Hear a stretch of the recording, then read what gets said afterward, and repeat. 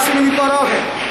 இந்த கால வேளையில் நம்முடைய தியானத்துக்கு ஆதாரமாக மத்தேயு சுவிசேஷம் 11ஆம் அதிகாரம் 29ஆம் வசனத்தை எடுத்துக்கொள்வோம். மத்தேயு சுவிசேஷம் 11ஆம் அதிகாரம் 29ஆம் வசனம் எடுப்போம். எல்லாரும் பார்ப்போம், அமைதியாய் படிப்போம். நான் சாந்தமும் மனத்தாழ்மையுமாயிருக்கிறேன். என் நுகத்தை உங்கள் மேல் ஏற்றுக்கொண்டு என்னிடத்தில் கற்றுக்கொள்ளுங்கள், அப்பொழுது உங்கள் ஆத்துமாக்களுக்கு இளைப்பாறுதல் கிடைக்கும். ஆண்டவர் இயேசு ஒரு அழைப்பு கொடுத்தார், ஜனங்களை பார்த்து ஒரு அழைப்பு. 28ஆம் வசனத்திலே சொல்லப்பட்டிருக்கிற, வருத்தப்பட்டு பாரம் சுமக்கிறவர்களே, நீங்கள் எல்லாரும் என்னிடத்தில் வாருங்கள், நான் உங்களுக்கு இளைப்பாறுதல் தருவேன் என்றார். இளைப்பாறுதல் தருவேன் என்று கூப்பிட்டார், அழைப்பு கொடுத்தார். எப்படி இளைப்பாறுதல் கிடைக்கும் என்பதை அடுத்த வாசகத்தில் குறிப்பிடுகிறார். எப்படி குறிப்பிடுகிறார்? என்னிடத்தில் கற்றுக்கொள்ளுங்கள், லேர்ன் ஃப்ரம் மீ. ஆண்டவரே சொல்கிறார், என்னிடத்தில் கற்றுக்கொள்ளுங்கள். ஆண்டவரிடத்தில் கற்றுக்கொள்ளணும்னு சொல்றார். எல்லாரிடத்திலையும் நம்ம கற்றுக்கிட முடியாது, எல்லாருக்கும் சொல்லிக் கொடுக்க தெரியாது. எல்லாரிடத்திலும் நம்ம போய் கற்றுக்கிடக்கூடிய காரியங்கள் நிறைய இல்லை. நம்ம வாழ்க்கை எல்லாவற்றையும் ஆண்டவர் இயேசுவிடத்தில் கற்றுக்கொள்ளலாம். ஆண்டவரிடத்தில் கற்றுக்கொள்ளாம வேற யாரிடத்திலையும் கற்றுக்கொள்வதற்கு எதுவுமே இல்லை.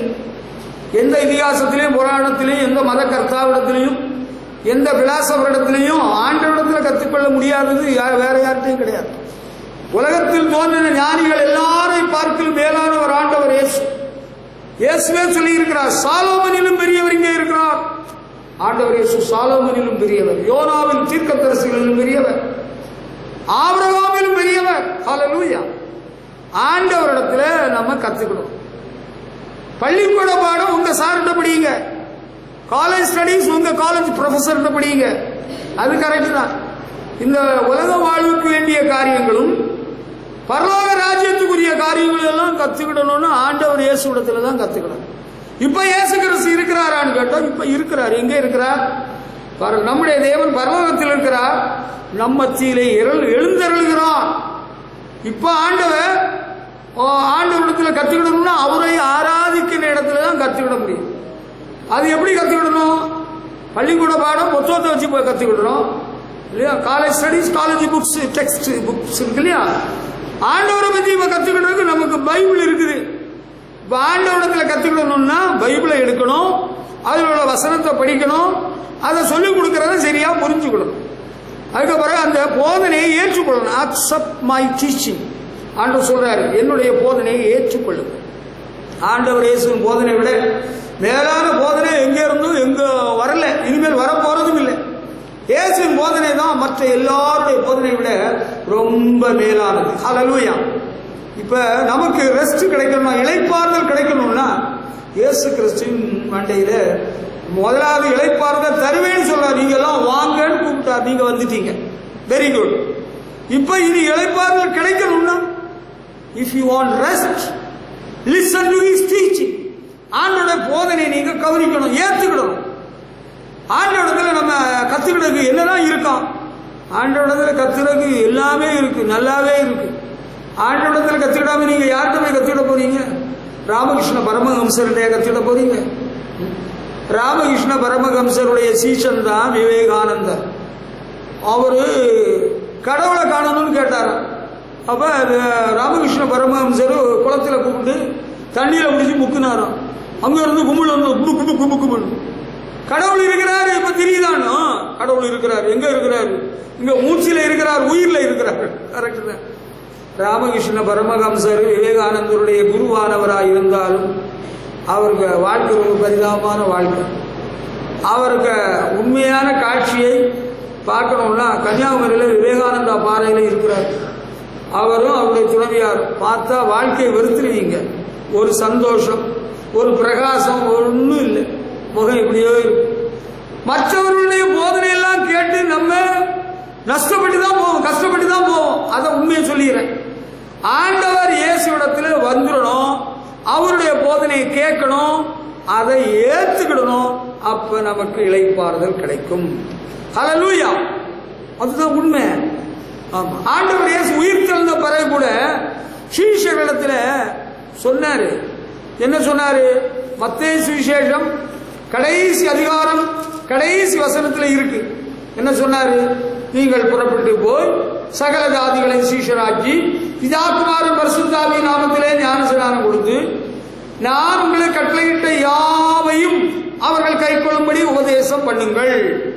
Teach them to obey everything that I have told you to do. நான் உங்களுக்கு கற்றுக் கொடுத்த எல்லாவற்றையும் அவர்கள் கைக்கொள்ளும்படி உபதேசம் பண்ணுங்கள் என்று சொல்கிறார். கேட்டீங்களா? ஆண்டவர் இயேசு நீங்க நான் உங்களுக்கு கற்றுக் கொடுத்த எல்லாத்தையும் நீங்களே உங்களுக்குள்ள வச்சுக்கிடுங்க, வேற யார்கிட்டையும் சொல்லிடாதுங்க அப்படி சொல்லல.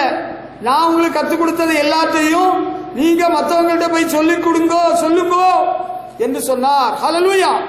அப்படிதான் ஆண்டவர் இயேசு சொல்லி இருக்கிறார். அப்ப நமக்கு ஒரு காரியம் தெரிய வேண்டும். நம்ம ஆண்டவருடைய வார்த்தையை கேட்கிறோம் இல்லையா? நமக்கு ஆண்டவருடைய போதனை தெரிகிறது, கத்துக்கிட்டோம். நம்ம கத்துக்கிட்டதை மற்றவங்களுக்கு சொல்லணும்னு ஆண்டவர் ஒரு கட்டளை கொடுத்திருக்கிறார். ஹல்லேலூயா. ஆண்டவரின் போதனையை கேட்டு கை கொண்டு வாழ்கிறவர்கள் அவருடைய சீஷர்களாக மாறி விடுகிறார்கள். அப்படி ஆண்டவருடைய சீஷர்களாக மாறினவங்க என்ன செய்யணும்னா, நம்ம கத்துக்கிட்டதை தெரியாதவங்களுக்கு சொல்லிக் கொடுக்கணும்னு சொல்லியிருக்கிறார். சரியா? முதலாவது நமக்கே ஒன்றும் தெரியாதுன்னா நம்ம எப்படி மற்றவங்களுக்கு கற்றுக் கொடுக்க முடியும்? எனக்கே வாய்ப்பாடு தெரியாதுன்னா நான் எப்படி மற்றவங்களுக்கு வாய்ப்பாடு சொல்லிக் கொடுக்க முடியும்? நாம கத்துக்கிடணும். பள்ளிக்கூட பாடம் சார்கிட்ட கத்துக்கிடுறீங்க. ஆண்டவரை பற்றி, ஆண்டவருடைய ராஜ்யத்தை பற்றி, பரலோக வாழ்வை பற்றி, நித்திய வாழ்வை பற்றி நம்ம ஆண்டவரிடத்துல தான் கத்துக்கிடணும். ஆண்டவருடைய வார்த்தையில கத்துக்கிடணும். அதை கற்றுக் கொடுக்கிற இடம் தான் தேவனுடைய சபை. ஆராதனை முதல் பகுதி ஆண்டவர் ஆராதித்து துதித்து பாடி தோத்தரிக்க வேண்டும். அடுத்த பகுதி ஆண்டவருடைய போதனையை நாம் கேட்க வேண்டும். அதை பிறகு கை கொள்ளணும், அக்செப்ட் பண்ணணும். அதுல எதுவும் விகற்பம் எதுவும் இல்லை, விபரீதமான எதுவும் இல்லை, தவறானது எதுவுமே கிடையாது. அதை நம்ம புரிஞ்சுக்கிடணும். சரி, ஆண்டவரிடத்திலிருந்து என்னதான் கத்துக்கிடலாமா? அவருடைய என்ன இருக்கா, என்ன போதனை சொல்லுவாரா? அவருடைய வாழ்க்கையே நமக்கு பெரிய பாடம், பெரிய போதனை. உண்மை அப்படி என்ன? ஆண்டவரிடத்திலிருந்து what is there for us to learn from Jesus. ஆண்டவரிடத்திலே கத்துக்கிடுங்க என்ன இருக்கு? அந்த சார்கிட்ட போனா கத்துக்கிடுங்க என்ன இருக்கு? அவர் மேத்ஸ் டீச்சர், இவர் இங்கிலீஷ் டீச்சர், அவர் சயின்ஸ் டீச்சர். ஆமா, அந்த பாடத்துக்குரிய ஆசிரியர் அந்த பாடத்தை நல்லா படிச்சிருக்கிறாங்க, அவங்க கற்றுக் கொடுப்பாங்க. சரியா? அவங்க அதுல அந்த சப்ஜெக்ட்ல தரவா இருக்கிறாங்க, அவங்களுக்கு தெரியும். ஹிஸ்டரி ஜாகிரபி டீச்சர், அவங்களுக்கு வரலாறு புவியியல் எல்லாம் தெரியும், அதனால அவங்க கரெக்டா சொல்லி கொடுக்குறாங்க. ஆண்டவரத்துல கத்துக்கிடுங்க என்ன இருக்கு? அவர் ஒரு வரவிடம் போட்டு நமக்கு படிச்சு கொடுப்பாரு. அவருடைய வாழ்க்கை தான் நமக்கு ஒரு பாடம், ஒரு போதனை. ஹல்லேலூயா. ஆண்டவர் இயேசுவின் வாழ்க்கையே ஒரு பெரிய சவாலாக இருக்கிறது, ஒரு போதகமாக இருக்கிறது. இயேசு கிறிஸ்து வேற ஏதாவது ஆசிரியர்களை போல பாடம் சொல்லி தர வேண்டிய அவசியம் இல்லை. அவருடைய வாழ்க்கையே நமக்கு ஒரு பாடம். ஹல்லேலூயா. ஆமா, அதுபோல வேற யாரையும் எனக்கு தெரியாது. வேற யாருக்கு வாழ்க்கையும் பாடமாக சொல்வதற்கு வழி இல்லை. அது எப்படி? இயேசு கிறிஸ்துவின் வாழ்க்கை ஒரு பாடம். அவரு அதுக்கு பிறகு நிறைய போதித்தும் இருக்கிறார். அற்புதங்கள் அதிசயங்கள் செய்தார், நிறைய போதனையும் செய்திருக்கிறார். அதனால இயேசு கிறிஸ்து நல்ல போதகர் என்று அழைக்கப்பட்டிருக்கிறார். Jesus was a very good teacher. ஆமா, எதை பற்றி சொல்லி கொடுத்தாரு? அட்டாமிக் பவர் அதை பற்றி சொல்லி கொடுத்தாரா? ராக்கெட்டை பற்றி சொல்லி கொடுத்தாரா? எப்படி சொல்லி கொடுத்தாரு? கூடங்குளத்தில் அணுவில் எப்படி எங்க போகுதுன்னு சொன்னாரு? அதெல்லாம் அவருக்கு தேவையில்லை. தேவனுடைய ராஜ்யத்தை குறித்த காரியம் எல்லாம் நல்லா சொல்லி கொடுத்தார். கேட்டீங்களா? இப்ப அவருடைய வாழ்க்கையில நம்ம கத்துக்கிடக்கூடிய பாடங்கள் என்ன, போதனை என்னன்னு கேட்டா, பிலிப்பியருக்கு எழுதின நிருபம் 2ஆம் அதிகாரம் 7ஆம் வசனத்தை நாம் எடுத்துக்கொள்வோம். பிலிப்பியர் 2:7 அங்க படிக்கிற வேளையில அப்போஸ்தலனாகிய பவுல் ஆண்டவர் இயேசுவை குறித்து குறிப்பிடுகிறார். தம்மை தாமே வெறுமையாக்கி அடிமையின் ரூபம் எடுத்து மனுஷ சாயலானார். தம்மை தாமே வெறுமையாக்கினார். அது என்ன? He gave up everything, even his place with God.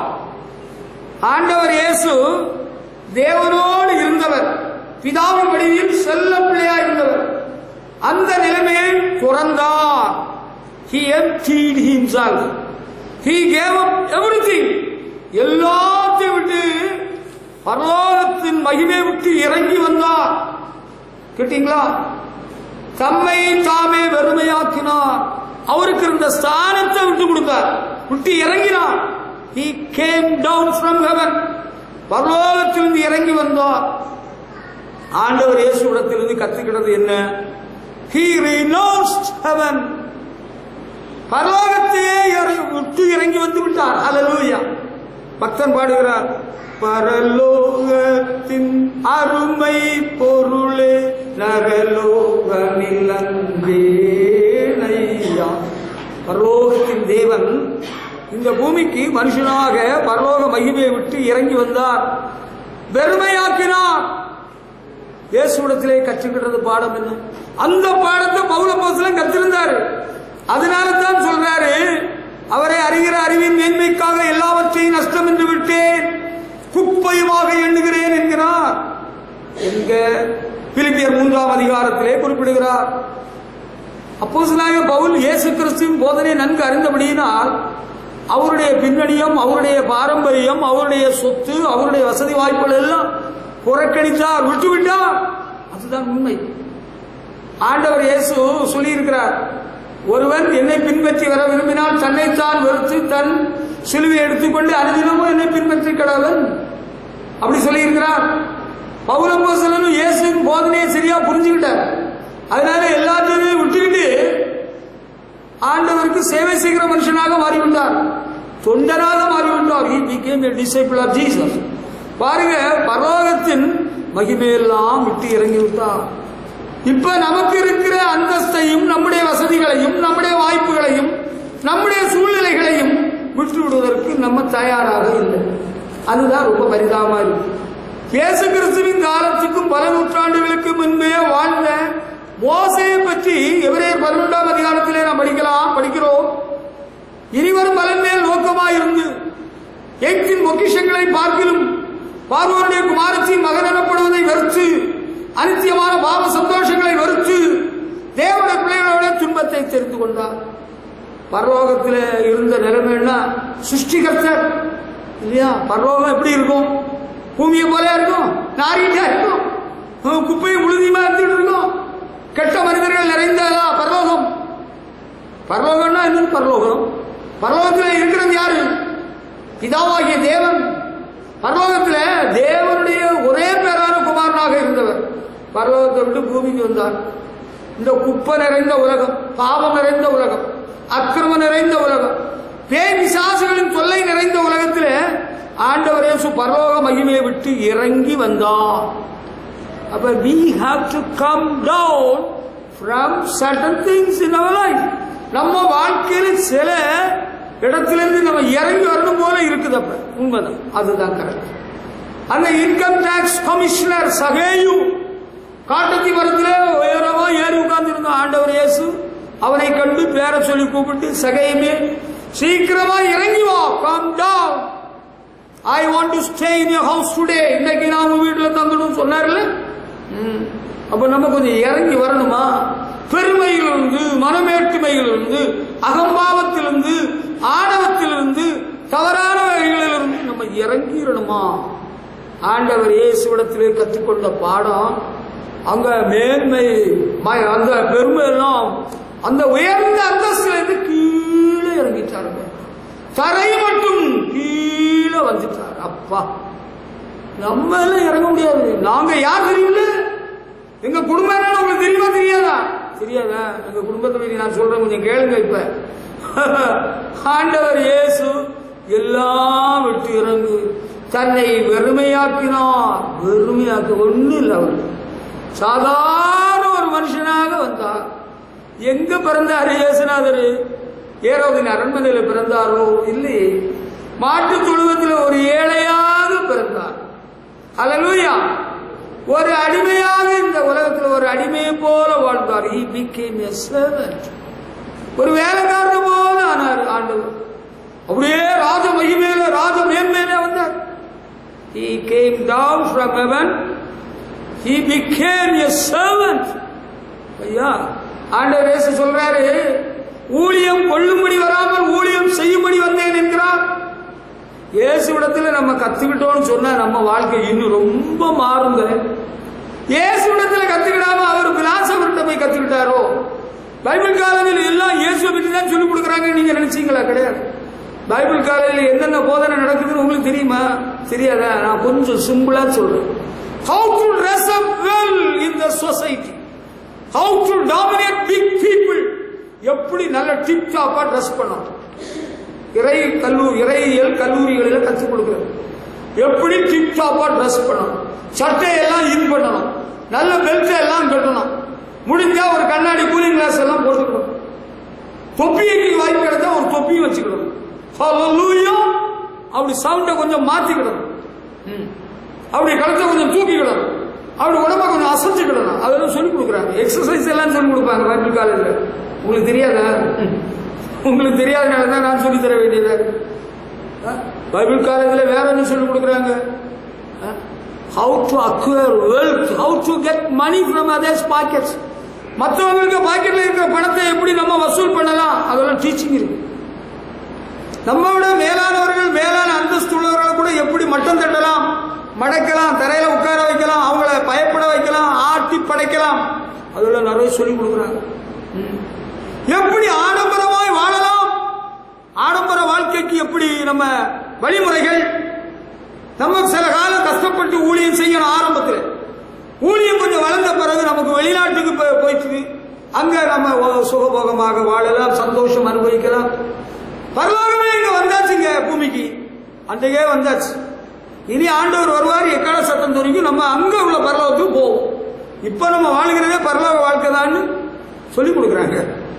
ஆண்டவர் பரலோகத்தை விட்டு இந்த பூமி நாரி போன பூமிக்கு வந்தார், வெறுமையாக்கினார், அடிமையாக வாழ்ந்தார். இயேசுவின் போதனை எல்லாம் இன்றைக்கு சபைகளில் சொல்லப்படல. அன்பானவர்களே, ஆண்டவர் இயேசுவிடத்தில் நம்ம கத்துக்கிட்டது என்ன, அதை கொஞ்சம் தியானித்தால், அதை கொஞ்சம் புரிஞ்சுக்கிட்டால் நம்ம வாழ்க்கை கொஞ்சம் மாறிடும். அந்தியோகியா பட்டணத்திலே இயேசுவின் போதனையை அறிந்தவர்கள், ஏற்றுக்கொண்டவர்கள் வாழ்ந்து கொண்டிருந்தார்கள். அவங்கள பார்த்து மற்றவங்க எல்லாம் என்ன சொல்லிட்டாங்க தெரியுமா? அல்லேலியா கூட்டம்னு சொல்லல, ஓசன்னான்னு சொல்லல, கிறிஸ்தவர்கள் சொல்லிட்டாங்க. ஹல்லேலூயா. சீக்கிய குடும்பத்தில் ஒரு பையன் பிறந்திருந்தார், வாழ்ந்து கொண்டிருந்தார், சுந்தர், பஞ்சாபில் சீக்கிய குடும்பம். அவனுக்கு இயேசுநாதரை தவிர மீது எல்லா சாமியும் எல்லா மாமியும் பிடிக்கும். சீக்கியர்கள் வேதம் கிறந்த மனப்பாடம் பண்ணினவன். இந்துக்களுடைய பகவத்கீதையும் மனப்பாடம் பண்ணிட்டான். இயேசுவை தவிர எல்லா சாமியும் பிடிக்கும், இயேசுவை பிடிக்காது. வாரி வயதில் பள்ளிக்கூடத்தில் சார் கொடுத்த புதிய ஏற்பாடை வாங்கி உடன்மானவர்களை கூப்பிட்டு மத்தியான வேளையில தீக்குளிச்சு விட்டான். அவ்வளவு பயங்கரமான வைராக்கியம் கொண்டவன். அம்மா மத போதனையெல்லாம் நிறைய சொல்லி கொடுத்திருக்கிறாங்க. அவன் வெறி பிடித்தவன், மதவெறி கொண்டவன் சீக்கியம். பிறகு ஒரு நாள் சமாதானம் இல்லாமல் தற்கொலை பண்ண, ரயிலில் தண்டவாளத்தில் கழுத்தை வச்சு தற்கொலை பண்ண நினைக்கிற வேளையில அதிகாலையிலே சிலுவையில் தொங்கின இயேசு காட்சி கொடுத்தார். சிலுவையின் காட்சியை கண்ட பின்பு வாழ்க்கையில ஒரு பெரிய மாறுதல். துறவரம் கொண்டார், காவி போட்டார், தாடி வளர்த்தார், கிறிஸ்துவின் தொண்டனாக மாறிவிட்டார். ஹல்லேலூயா. ஆண்டவரை பின்பற்றணும். ஆண்டவருடைய போதனையே அறியாம எப்படி ஆண்டவரை பின்பற்ற போறீங்க? ஆண்டவருக்கு போதனை என்ன, அவரிடத்தில் நம்ம கற்றுக்கிட்டது என்னன்னு தெரியண்டாமா? உங்களுக்கு தெரியுமா?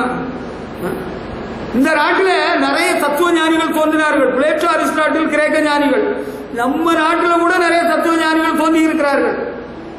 ஆனா அவங்களுக்கு கற்றுக்கொள்ளுக்கு ஒன்றும் கிடையாதுங்க. நம்முடைய தேசபிதா என்று அழைக்கப்படுகிற மகாத்மா காந்தி, அவரே இயேசுவின் போதனையை கற்றுக்கிட்டவர். அது தெரியுமா? தெரியாத? மத்திய 5ஆம் அதிகாரத்தில் ஆவியில் எளிமை உள்ளவர்கள் பாக்கியவான்கள், இருதயத்தில் சுத்தம் உள்ளவர்கள் பாக்கியவான்கள், சாந்தம் உள்ளவர்கள் பாக்கியவான், அந்த போதனையெல்லாம் கற்றுக்கிட்டவர். இன்னும் வெளிப்படையா சொன்ன, கடந்த ஆண்டுக்கு முந்தின ஆண்டுல அந்த இன்டர்நெட்ல மகாத்மா காந்தி அமெரிக்காவில் ஞானஸ்நானம் பெற்றவர் என்ற குறிப்பு எழுதப்பட்டிருந்தது.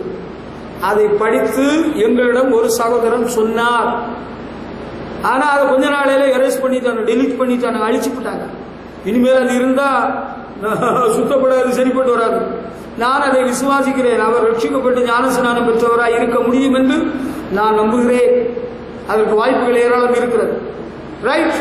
ஆண்டவருடைய இடத்திலிருந்து நம்ம கத்துக்கிறதுக்கு என்னன்னா, எப்படிதான் பணக்காராகலாம், எப்படி நம்ம பேர்ப்புகள் உள்ளவர்களாய் மாறலாம், எப்படி ஆடம்பரமாய் வாழலாம், அப்படி கத்துக்கிறதுக்கு இயேசுநாதர்கிட்ட இல்லைங்க. அது வேற யார்கிட்டயாவது இருக்கலாம். எப்படி பெரிய பணக்காரர் ஆகணும், எப்படி பேர்ப்புகள் பெற வேண்டும், எப்படி நம்ம பெரிய ஆளாக இயேசுடத்தில் அப்படி எல்லாம் இல்லை. ஒரு நாள் ஒருத்தர் கேட்டாரு, நீங்க எங்க தங்கி இருக்கிறீங்க சுவாமி, நாங்க பார்க்கணுமே. ஆண்டவர் இயேசு என்ன சொன்னாரு, அதோ தெரியுதுல அந்த பங்களா எனக்கு தான், அதுக்கு பின்னால தெரிகிறது பேதுருவுக்கு. அது அப்படியா சொன்னாரு. நரிகளுக்கு புலிகளும் ஆகாயத்து பறவைகளுக்கு கூடுகளும் உண்டு, மனுஷகுமாரனுக்கோ தலை சாய்க்க இடமில்லை என்று சொன்னார். இயேசுடைய போதனை எல்லாம் இயேசுடத்தில் கற்றுக்கிறது என்னது, எளிமையை கற்றுக்கொள்ளலாம். ஹல்லேலூயா. we can learn simplicity. இயேசுடத்திலே இருந்து கத்துக்கிட்டா போதும். நம்ம இருக்கிறதெல்லாம் எல்லாம் விட்டுட்டு போறதா, அப்படியே விட்டுட்டு போறதா. ஜார்ஜ் வெர்பர் was a very rich man, பெரிய பணக்கார கோடீஸ்வரர். முதலாவது உலகம் சுற்றும் சுவிசேஷ கப்பல் லோகோஸ் உடைய ஓனர். அவருக்கு எல்லா வசதி இருந்தாலும் வீட்டில் பெரிய பர்னிச்சர் எல்லாம் போடலையா. கள்ளிப்படிக்கு மேல, பழைய கள்ளிப்படி மேல துணியை வச்சிருப்பார். அப்பா அந்த ஷிப்ல உள்ள அந்த சர்வன் பாய் போல அவருக்கு பாக்கெட் மணி கிடைக்குமா. அப்படியெல்லாம் இவங்க எல்லாம் எங்க இருந்து கற்றுக்கிட்டாங்கன்னா, இயேசுநாதரிடத்திலிருந்து கற்றுக்கிட்ட எளிய வாழ்க்கை. பேதுருவே கேட்டாரு, நாங்க எல்லாம் விட்டுட்டு உங்க பின்பற்றி வந்தோம்ல, எங்களுக்கு என்ன கிடைக்கும்னு கேட்டாரா இல்லையா. நான் தான் உனக்கு ஒரு பங்களா கட்டி தந்திருக்கிறேன், அங்க ஒரு கார் வாங்கி விட்டுருக்கிறேன், இதோ ஒரு லாரி வந்துட்டு இருக்கு சொன்னார. இயேசுநாதர் அவங்களுக்கு என்ன சேர்த்து வச்சிருந்தாரோ ஒன்னும் சேர்த்து வைக்கல. தேவனுடைய மனுஷன் சவுத் ஆப்பிரிக்கன் மிஷனரி சுவிசேஷகர் நடராஜ முதலியார் சாகர விளையில சிஸ்டர் பத்மா மேலர் வந்து கேட்டாங்க, டாடி எங்களுக்கு நீங்க என்ன சேர்த்து வச்சிருக்கிறீங்க, பேங்க்ல என்ன வச்சிருக்கீங்க. நத்தி ஒண்ணும் இல்லையா. அவருக்கு பணம் வரலையா. அவருக்கு கை வழியாக எத்தனை லட்சம் கோடி பணம் செலவு கிடைச்சது தெரியுமா. எல்லாம் ஊழியத்துக்காக செலவு பண்ணார், எல்லாம் ஏழை எளிய மக்களுக்காக செலவு பண்ணார், அநாத பிள்ளைகளுக்காக செலவு பண்ணார். ஆண்டவரும் சாட்சி, நானும் சாட்சி, இங்க சாட்சியா இருக்கிறேன். என்ன வச்சிருக்கிறீங்கன்னு கேட்க வேண்டிய நிலைமை ஏன் வந்து தெரியுமா. There was no deposit in the bank. அவர் சொன்னாரு, எபிரேய, கிரேக்கு, லத்தீன், இங்கிலீஷ் அப்படி பெரிய பைபிள் இருந்தது. 3 பைபிள் வச்சிருந்தார். அவர் சொல்றாரு, டெத் பெட்ல சாகும் தருவாயில் இருக்கிறார் தேவ மனுஷன், நீ ஒரு பைபிள் எடுத்துக்கோ, மகளுக்கு ஒரு பைபிளை கொடு, என் மகனுக்கு ஒரு பைபிளை கொடு. புத்தி இல்லாத மனுஷனா, புத்தி சாதீனம் இல்லாத மனுஷனா. He was a very rich man from South Africa. தென்னாப்பிரிக்காவிலே வாழ்ந்த ஒரு பெரிய பணக்காரன். அந்த வசதி, அந்த வாய்ப்புகளை எல்லாம் விட்டுட்டு இந்த இயேசுவின் வாழ்க்கையிலிருந்து கத்துக்கிட்டாரு, இங்க வந்துட்டாரு. ஹல்லேலூயா.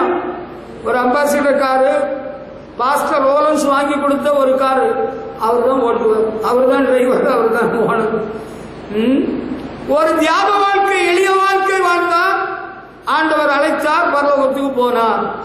நம்ம எல்லாம் இப்ப இயேசுநாதரை பின்பற்றதுன்னு என்ன, இயேசுநாதரிடத்து என்ன கத்துக்கணும், அவர் எப்படி நம்ம பணக்காரன் ஆக்குவாரு, கடனை தீர்ப்பார், கவலைகள் தீர்ப்பார், கண்ணீர் துடைப்பார், கடைசி மட்டும் கைவிடாதிருப்பார். அது உண்மை, எந்த பொய்யும் இல்லை. நம்ம எப்படி நம்ம பணக்காரன் ஆக்குவார் எனக்கு தெரியாது. எப்படி நம்ம இன்னும் மேலான நிலைமை, பூமியில் உள்ளவர்களை அல்ல, பூமிக்குரிய வாழ்க்கையில வேண்டியது தருவார். இஸ்ரவேல் ஜனங்களுக்கு மன்னாவை கொடுத்தார், தேவதூதர்கள் சாப்பிடுற மன்னா. பகலிலே வெயிலாயிலும் இரவிலே நிலவாயிலும் அவர்களை சேதப்படுத்தவில்லை. பகலிலே மேகஸ்தம்பம், இரவிலே அக்கினி ஸ்தம்பம். பாதரட்சை தேய்ந்து போகவில்லை, வஸ்திரம் பழமையாய் போகவில்லை, பசி வரவில்லை, பட்டினி போடவில்லை, கண்மலையிலிருந்து நதியை புறப்பட பண்ணினார். ஹல்லேலூயா. அதுபோல உங்களை போஷிப்பார், பராமரிப்பார், தேவைகளை எல்லாம் சந்திப்பார். எங்களுக்கு வேண்டிய ஆகாரத்தை இன்று எங்களுக்கு தாரும். ஹல்லேலூயா. ஆமா. அப்ப ஆண்டவர் நாங்க எல்லாம் விட்டுட்டா, ஐஸ்வர்யமான வாலிபன் நித்திய ஜீவனை பெறணும்னு தானே வந்தான். அவன்கிட்ட என்ன சொன்னாரு, கற்பனைகளை கைக்கொள், கற்பனைகளை நான் சிறு வயதிலே கை கொண்டு வருகிறேன்னு சொன்னான். ஆண்டவர் அவனுக்கு அன்பு கூர்ந்து, நீ பூர்ண சர்க்குணனாக விரும்பினால் என்ன சொன்னாரு, இந்த போதனைக்கு பேர் தான் கடினோபதேசம். கரிக்குலம் pastor is known for his preaching and teaching. ஒவ்வொரு கடினோபதேசம். கும்பகோணத்தில் இருக்கிற பரிசுத்தவான்கள் அவங்க பணக்கார ஆகலாம், கோடீஸ்வரன் ஆகலாம். 100 பவுன் இல்லை, நான் ஊழியக்காரனாகிய நானே 100 பவுனுக்கு என் பொண்ணை கல்யாணம் பண்ணி கொடுத்தேன் என்றால், விசுவாசிகளாகிய நீங்கள் 204 பவுனுக்கு பொண்ணை கட்டி கொடுக்கலாம் என்று போதிப்பார்கள். கிறிஸ்துவின் போதனை வேற சகோதரர்களே, நீங்க அதை கொஞ்சம் தெரிஞ்சுக்கிடணும். What shall we learn from Jesus? We are supposed to renounce the things of this world. இந்த உலகத்தின் ஆடம்பரங்கள், ஆசாபாசங்கள் எல்லாம் கொஞ்சம் முற்றணும்னு தான் எதிர்பார்க்கிறேன். எளிய வாழ்க்கை, ஆடம்பர வாழ்வை வெறுத்தவர், அன்ன எளிமையாய் வாழ்ந்தவர். பாஸ்டர் இப்ப வர வர பழைய ட்ரெஸ் தான் போடுறாரு. நம்ம எடுத்து கொடுக்காத தப்பு தான். நீங்க ரெடிமேட் ஷர்ட்ல நம்பர் சொல்லட்டா? வேண்டாம். நீங்க ஆளுக்கு ஒரு செட் எடுத்துட்டு வந்தீங்கன்னா நான் எப்படி இருப்பேன்? இல்ல இப்ப அவர் கறி மீன் சாப்பிடல, என்னதான் சாப்பிடுவாரோ? வெண்டைக்காய் சாப்பிடுவீங்களா? இத பாருங்க, நாங்க சொல்ல வர்றது நல்லா நீங்க சாப்பிடணும்னு சொல்லல, நல்லா சாப்பிடுங்க. கறியோ மீனோ சாப்பிடணும் தப்புன்னு நான் சொல்ல வரல. ஆனா சுகமாக வாழ்க்கை வேண்டாம்தான் இயேசுநாதர் நமக்கு ஒரு மாதிரியை காண்பித்திருக்கிறார். ஹல்லேலூயா. வரலாக மகிமையெல்லாம் விட்டு இறங்கினார். இப்ப மேக்கப் எல்லாம் இயேசுநாதர் ஒரு மேக்கப் இல்லையா? மேக்கப் பவுடர் இருக்கு, மேக்கப் மாஸ்டர் ஒருத்தர் இருக்கிறார். நான் ஒரு நாள் ஒரு ஆசாரி போன் பண்ணேன், என்ன இன்னைக்கு வருவீங்களா ஆசாரி வேலைக்கு? இன்னைக்கு நான் மேக்கப் பண்ண போக வேண்டியது இருக்கு. பள்ளிக்கூடத்தில் fancy dress competition, dance, சர்க்கஸுக்கு hour makeup பண்ண போவாராம். புளியம்பேட்டைக்காரர் ஆசாரி. அவருக்கு போன் நம்பர் என்கிட்ட செல்ல இருக்கு. மேக்கப், இந்த உலகம் மேக்கப்ல தான் ஓடிட்டு இருக்கு. ஒரு ஊழியக்காரர், அவருக்கு முடியெல்லாம் நிறைச்சிருந்தது. அவர் டை அடிச்சு மைனரா இருப்பார். முன்னால இந்த தடவை பார்க்கிறேன், அவருக்கு மனைவிக்கு கேன்சர் வியாதி வந்து ஆண்டவர் அற்புதம் செய்து குணமாக்கிட்டார். டிவியில எல்லாம் வந்திருக்கு. ஹிந்தி டிவியில தடவை போட்டிருக்கிறாங்க. அவங்க ஏஞ்சல் டிவியில 5 தடவை ரிலே பண்ணாங்களாம். அது இருக்கட்டும். அவருடைய முடியெல்லாம் நினைச்சு இப்படி இருக்கியா, என்ன நடந்தது உனக்கு? நீ முன்னால நல்ல கருகருன்னு முடியெல்லாம் இருக்கு. நான் முன்னால டை அடிச்சுப்பேன், அப்ப எனக்கு தொண்டை வலிக்கும். இப்ப அந்த டையை எடுத்த பிறகு இப்ப எனக்கு தொண்டை வலி இல்லை. ஊழியம் தான் முக்கியம், எனக்கு மண்டையும் கொண்டையும் முக்கியம் இல்லைன்னு சொல்லிட்டார். நல்ல ஊழியக்காரர், வெரி குட். இப்ப அநேக ஊழியக்காரர்களுக்கு மேக்கப் எல்லாம் ரொம்ப முக்கியமா தேவைப்படுது. மேக்கப் ரொம்ப அவசியமா? இயேசு கிறிஸ்து மகிமையெல்லாம் விட்டு இறங்கி வந்தாரு. நாம் இழந்து போன மகிமையை நமக்கு கொடுக்கும்படியாக தேவ மைந்தன் வெறுமையானார், பரலோக மகிமையை விட்டு இறங்கினார். நமக்கு இப்பதான் மேக்கப் ஆரம்பிச்சிருக்க. சிலுவை காட்சியை கண்டு முன்னேறி சேவையை புரிவேன் ஜீவனும் வைத்தே. சிலுவையில் அறையுள்ள கிறிஸ்துவை கொஞ்சம் பார்க்கணும் பாருங்க. உங்களுக்கு ஹேர் பின் குத்தியும் தீரல்ல, மேக்கப் பண்ணியும் ஆசை தீரல்ல. திருப்தி அடைந்தவன் தேன் கூட்டை மிதிப்பான்.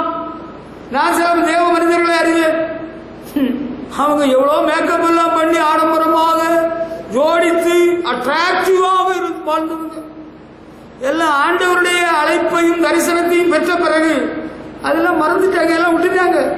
இப்ப மனுஷனா வாழணும்னு சொல்லி ஒரு நீட்டான ட்ரெஸ் போடுறாங்க, தலையை வாரிக்கிடுறாங்க, கண்ணில் பவர் குறைஞ்சிருந்தா ஒரு கண்ணாடி போட்டிருக்கிறாங்க. ஸ்டைலுக்காக போடல. பெரிய அங்கிகளை எல்லாம் போட்டுட்டு நீண்ட ஜெபம் பண்ணிட்டு சந்தை வெளிகளில் வந்தனம் வாங்குறவர்களாக இல்லை. ஆண்டவர் இயேசு தன்னை வெறுமையாக்கினார், அடிமையின் ரூபம் எடுத்தார், மனுஷ சாயலானார். He became a man. சாதாரண ஒரு மனுஷனை போல ஆறானார். ஆண்டவர் இயேசுவிடத்திலிருந்து நம்ம கத்துக்கிடணும். பார்த்துக்கிடுங்க, நீங்க கண்டபடியே ஆகணுன்ற தேவையில்லாத எனக்கு வாழ்க்கையை வெறுத்து போச்சுன்னு சொல்ல வேண்டிய நிலைமை ஆகுறது. சரியில்லாத ஆளுநத்தில் போய் கத்துக்கிடக்கூடாது. நான் ஒரு ஊழியக்காரர் ஒரு நாள் பார்க்க போயிருந்தேன். அவர் கத்தரால் மிகவும் பயன்படுத்தப்பட்டவர். ஆனா கடைசி நாட்கள்ல மகிமையை இழந்தவராக, தேவ மகிமை அவரை விட்டு குறைஞ்சு போச்சு. கேட்டீங்களா? அவரு நல்ல ஸ்டைலா மேக்கப் பண்ணி ஸ்டைல் பண்ணி தான் வெளியே போவார். நாள் போக போக வயசாக ஆக இன்னும் மேக்கப் குறைஞ்ச கூடிக்கிட்டே போகணும். கடைசியில அவரும் அவருடைய மனைவி நீண்ட ஆண்டுகளாக பேசல. 2 பேருக்கும் ஒற்றுமை கிடையாது. அப்படி ஒரு நிலைமையில வேதனையோடு இந்த பூமிக்குரிய ஓட்டத்தை முடித்தார். நான் ஒரு நாள் அவரை பார்த்து பேச போயிருக்கேன். அவர்கிட்ட பேசின வேளையில அவர் சொல்றாரு, the whole world is corrupted and polluted. இந்த உலகம் அனைத்தும் பொல்லாங்கனுக்குள் கிடக்கிற வெறுத்து போய் பேசினார். the glory of God departed. தேவனுடைய மகிமை விலகி போச்சு. அன்பானவர்களே, ஆண்டவரிடத்திலிருந்து கற்றுக்கொள்கிறது நம்ம கொஞ்சம் இறங்கணுமாங்க. உலகத்தில் வாழ்ந்தவர்கள் எப்படி எல்லாமோ வாழ்ந்தோம். யார சினிமா நடிகரை போல நடிகை போல இருந்தீங்களா? அது போயிட்டு போது. அப்ப இயேசுவை கண்ட பிறகு ஒரு மாறுதல் வந்திருக்கிறதா? வந்திருக்கிறது. ஹல்லேலூயா.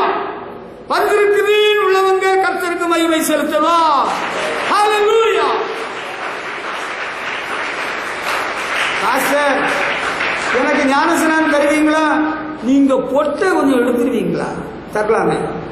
பொட்டு எதுக்கு அம்மா அடையாளம்? பொட்டு ஒரு இந்துவுக்கு அடையாளம் தெரியுமா உங்களுக்கு? கிறிஸ்துவ பின்பற்றலுக்கு பொட்டு தேவையில்லை. நான் ஒரு தேவ மனுஷனிடத்தில் கேட்டேன், ஐயா இவங்க எல்லாம் பொட்டு வைக்கிறாங்களே, அதுக்கு என்ன பண்றது? பொற்குடத்துக்கு பொட்டு வேண்டாம், மண் குடத்துக்கு பொட்டு வைக்கணும்.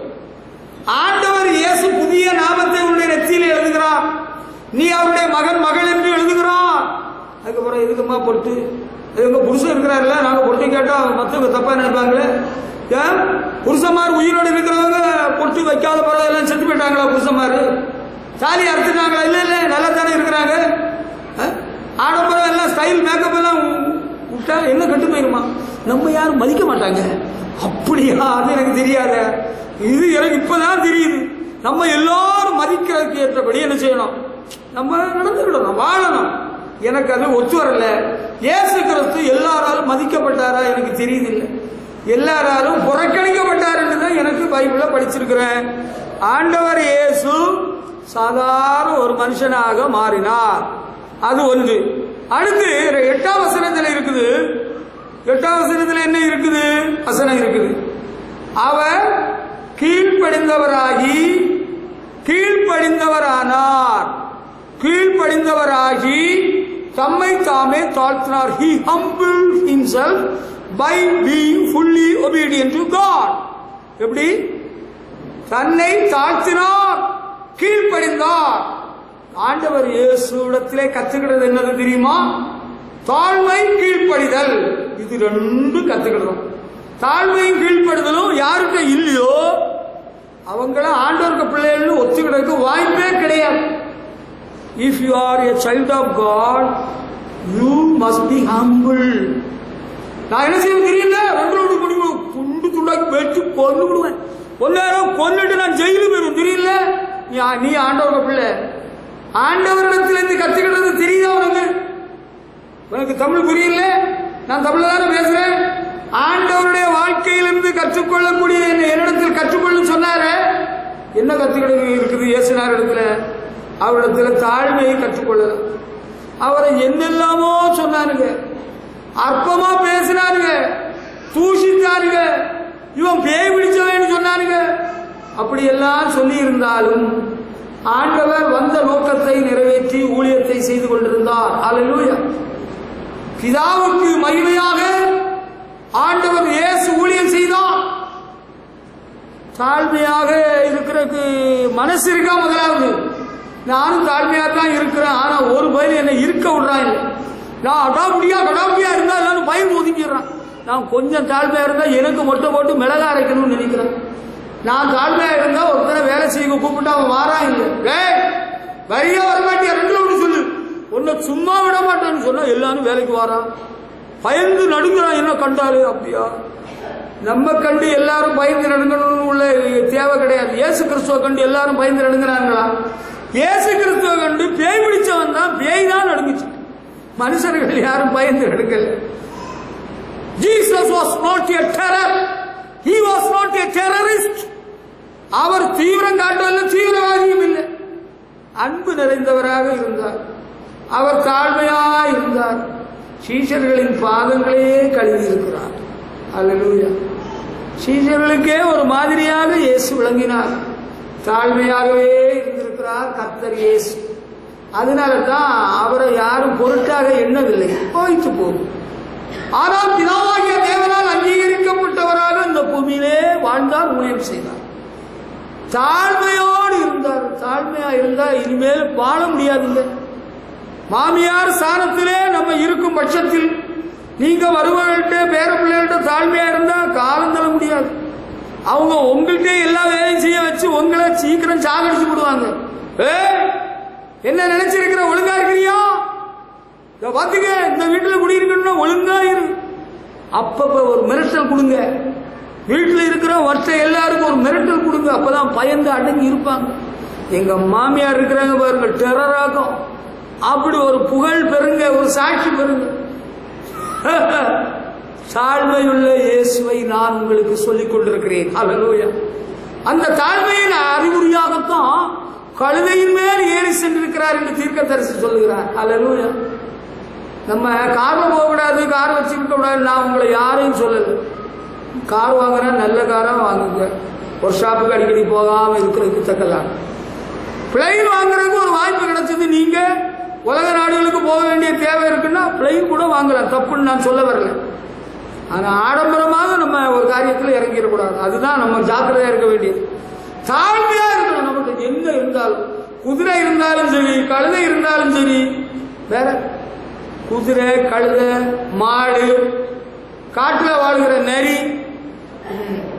என்னதான் இருந்தாலும், புலி, நாய்கள், ஜாக்கிரதை. நம்ம தாழ்மையா இருக்கிறது தான் ஆண்டவரை நாம் அறிந்தவர்கள் பின்பற்றுவதற்கு என்பது அடையாளம். திரண்ட ஆஸ்தி, உயர்ந்த கல்வி, செல்வாக்குகள் மிக இருப்பினும் குருசை நோக்கி பார்க்க எனக்கு உரிய பெருமைகள் யாவும் அற்பமே. அல்லேலூயா. அவரை பார்த்தாலே பயங்கர பெருமையா இருக்கிறார் ஐயா. பார்க்கவே சைக்கிள பெருமை நிறைஞ்சிருக்கு. ஏசு தாழ்மையுடையவராக இருக்கிறோம். சில சின்ன பிள்ளைகள்டே எவ்வளவு பெருமை இருக்கு தெரியுமா? நம்ம பிள்ளைகள்டே சில பிள்ளைகள் பெருமை வந்துடும். அந்த கழுத்து அசைக்கிறது, உடம்பு அசைக்கிறது, ஏதோ வியாதி பிடிச்சிருக்கு, இப்படி இப்படி பிடிக்கிறது. மதுசூதனன் எனக்கு ஒரு ஆசிரியர் இருந்தார். மதுசூதனன் வரலாறு புவியியல் ஆசிரியர். நல்ல பெரிய ஆளா இருப்பாரு, அழகா இருப்பாரு, பாடியா இருப்பாரு. அப்படி இப்படி அடிக்கடி இப்படி தூக்கி விடுவார். It is nothing but disease sir. இது ஒரு வியாதி, இப்படி இப்படி தூக்கி விடுவார். இது ஒரு பெரிய ஸ்டைல். பொம்பளை பிள்ளைகள், இது ஒரு வியாதி உனக்கு, இது ஒரு வியாதி. It is your disease, you have to be very careful. அம்மா, உனக்கு மாப்பிள்ளை பார்க்குற காலத்தில் விவரம் தெரிஞ்சவன் உன்னை பார்த்தா இந்த பொண்ணுக்கு ஒரு வியாதி இருக்குன்னு தப்பா புரிஞ்சு விடுவான். கல்யாணம் பண்ண வரமாட்டான், ஓடியே போயிடுவான். இதுக்கு ஒரு வியாதி இருக்கு, இப்படி இப்படி தூக்குது, அப்படி இப்படி ஒரு மாதிரி பண்ணுது. இப்ப இதெல்லாம் வேண்டாம். அடக்கமா, கொஞ்சம் ஒழுக்கமா, கொஞ்சம் ஒழுங்கா, கொஞ்சம் சிம்பிளா போயிட்டே இருங்க. இயேசு இடத்துல கத்துக்கிட்டது என்ன தெரியுதா? என்ன தெரியுது? தாழ்மை உள்ளவராக இருந்தார். அல்லேலூயா. கீழ்ப்படிதல் உள்ளவராக இருந்திருக்கிறார். Jesus was obedient to the Father. பிதாவாகிய தேவனுக்கு கீழ்ப்படிந்தவராக இருந்தார்.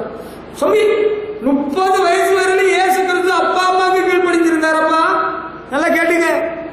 இயேசு கிறிஸ்து பெற்றோரை கீழ்ப்படிந்திருந்தார். பவுல் அப்போஸ்தலன் என்ன சொல்றாரு? எபேசியர் 6ஆம் அதிகாரத்தில், பிள்ளைகளே உங்கள் பெற்றோரை கர்த்தருக்குள் கீழ்ப்படியுங்கள், இது நியாயம். கீழ்ப்படுகிறியா? இயேசு இடத்திலிருந்து என்ன கற்றுக்கிடலாம்? தாழ்மையை கற்றுக்கொள்கிறோம், கீழ்ப்படிதலை கற்றுக்கொள்கிறோம். வேற யாரெல்லாமோ பெருமையை கற்றுக் கொடுக்கிறாங்க. கராத்தை கற்றுக் கொடுக்குறாங்களா? படிக்க போறீங்களா? பெல்ட் கிடைக்குமா? பிளாக் பெல்ட், ரெட் பெல்ட்டா? கராத்தையில அது அவனுக்கு பேய் வந்து அவன் அப்படி பண்றான். கராத்தை கற்றுக் கொடுக்குறாங்களா? போறீங்களா? தம்பி, ஆண்டவர் இயேசு கீழ்ப்படிதல் உடையவராக இருந்திருக்கிறார். நமக்கு கீழ்ப்படிதலை கற்றுக் கொடுக்கிறார். சிலுவையின் மரண பரியந்தம் கீழ்ப்படிந்தவராக இருந்திருக்கிறார். சின்ன பிள்ளையா இருக்கிற நீங்க எல்லாம் கீழ்ப்படிதலோட தான் இருக்கிறீங்க, எனக்கும் தெரியுது. இப்பவே இந்த சின்ன பயிர்கள் எல்லாம் தாய் தப்பனை கீழ்ப்படுகிற கிடையாது. தான் இருக்கிறாங்க இல்ல, இந்த பயிர்கள் எல்லாம் இங்க தேவை வாசாமி இருக்கிறாங்க, கீழ்ப்படுகிறதே கிடையாது. அப்பா அம்மாக்கே கீழ்ப்படியாம நீ எப்படி ஆண்டவருக்கு பிள்ளை நீ சொல்ற? தம்பி, பைபிள் பேரு உனக்கு வச்சது எதனாலன்னா, உங்க அப்பா அம்மா உன்னை குழந்தையாக தூக்கிட்டு குழந்தை பிரதிஷ்டை பண்ணணும் கொண்டு வந்தாங்க. அப்ப நாங்க உபாசத்துல இருந்து ஜோம் பண்ணிட்டு ஆராதனைக்கு வந்தோம். அப்ப ஆண்டவர்கிட்ட கேட்டேன் என்ன பேர் வைக்கலாம். அப்ப ஆண்டவர் சொன்னாரு, இவனுக்கு இந்த பேர் வை, அவனுக்கு அந்த பேர் வைன்னு பைபிள் பேரை வச்சோம். ஆனா உனக்கு வாழ்க்கையில பைபிள் பேருக்கு உனக்கு எந்த சம்பந்தம் இல்லாம இருக்க. இந்த சின்ன வயசுலயே நீ கீழ்ப்படியாம இருக்கிறிய. ஆண்டவர் இயேசு எவ்வளவு பெரியவர் இல்லையா? எல்லா தேவர்களிலும் மேலானவர், உலக ரட்சகர், பரிசுத்த தேவனுடைய ஒரே குமாரன், ஒன்லி சன் ஆஃப் காட். அவர் கீழ்ப்படிந்தவராக இருந்திருக்கிறாரு. தம்பி, ஆண்டவர் இயேசு நமக்கு என்ன கற்றுக் கொடுக்கிறாரு? கீழ்ப்படிதலை கற்றுக் கொடுக்கிறார். என்னிடத்தில் கற்றுக்கொள்ளுங்க இயேசு சொன்னார்ல. தாழ்மையுடையவராக இருந்திருக்கிறார். பாப்பா, கொஞ்சம் நம்ம படிக்க ஆரம்பிச்சோம்னா, காலேஜில் படித்து முடிக்கக்கூடிய கட்டத்தில் இந்த சண்டே ஸ்கூல் விவிஎஸ்க்கெல்லாம் வருவாங்க படித்த பிள்ளைங்க. ஒரு 7வது பாஸ் ஆன உடனே அவங்க கழுத்தை ரொம்ப தூக்கிடுவாங்க. 8வதுலாம் ஒரு தலைக்கு ஆளு எல்லாம் தெரியாது. 10வது பேய் பிடிச்சு அலக்கழிக்கு கொண்டு 12 வந்தாச்சு, தலையும் பாலம் புரியாது. காலேஜ் போயிட்டாலே சிரிச்சுட்டாளுங்க. நான் அப்பவே கர்நாடகான்னு போட்டு தள்ளிடுவேன். எங்க அப்பா இருப்பாங்க, நீ ஒரு பிஏ ஒரு BSc, after all BA, after all BSc, என்ன பெரிய பெருமையா காட்டுற? என்ன பெரிய பெருமை காட்டுறதுக்கு என்ன இருக்கு? காலேஜ் போயிட்டு பெரிய பெருமையா? நீ பெரிய பணக்காரனுக்கு பெரிய பெருமையா? அங்க ஒரு மனுஷனுக்கு நல்ல அறுவடை நடந்திருக்கு.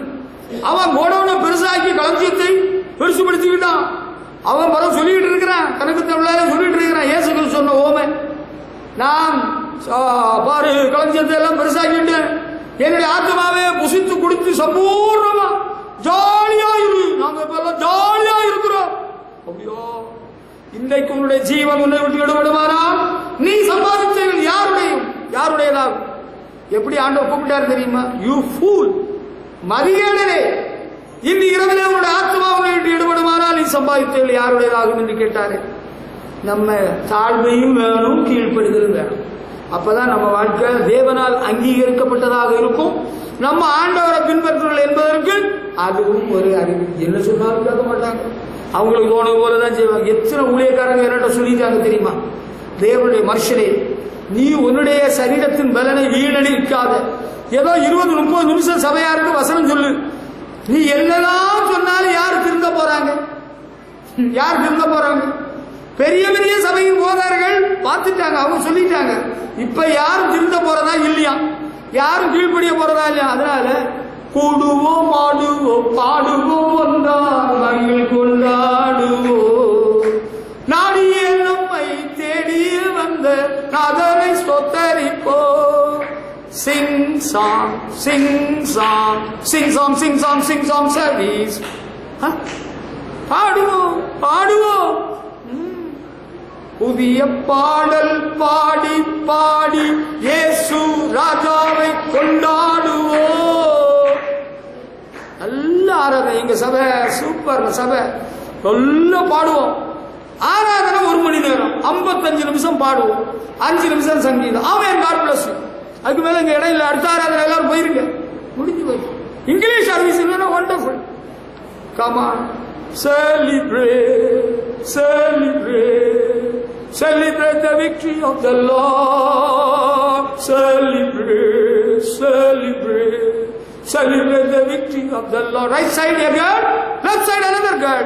Celebrate the victory of the God. Oh, அப்படிதானா? அன்பானவர்களே, தாழ்மையையும் கீழ்ப்படிதலையும் கற்றுக்கொள்வோம். சும்மா ஆடுறதும் பாடுறதும் எல்லாம் மாயா போயிடக்கூடாது. பரலோகத்தை நம்ம போய் சேரணும். பார்த்தீங்களா, இயேசுவிடத்திலே கத்துக்கிட வேண்டிய விஷயம் ரொம்ப இருக்கு தம்பி. அதுல கொஞ்சம் தான் இன்னைக்கு சொல்லித்தர முடிகிறது. நம்ம கத்துக்கிடுவோம். தாழ்மை, கீழ்ப்படுதல். கீழ்ப்படிய கத்துக்கிடும். வசனத்தை கேட்கிறவளாய் மட்டுமல்ல, அதன்படி செய்கிறவளாய் இருங்கள். அதான் கீழ்ப்படுதல். வசனத்தை எத்தனை வருஷம் கேட்டுட்டு வர்றீங்க? நீங்க கீழ்ப்படுகிற ஒரு பழக்கம் இருக்கா?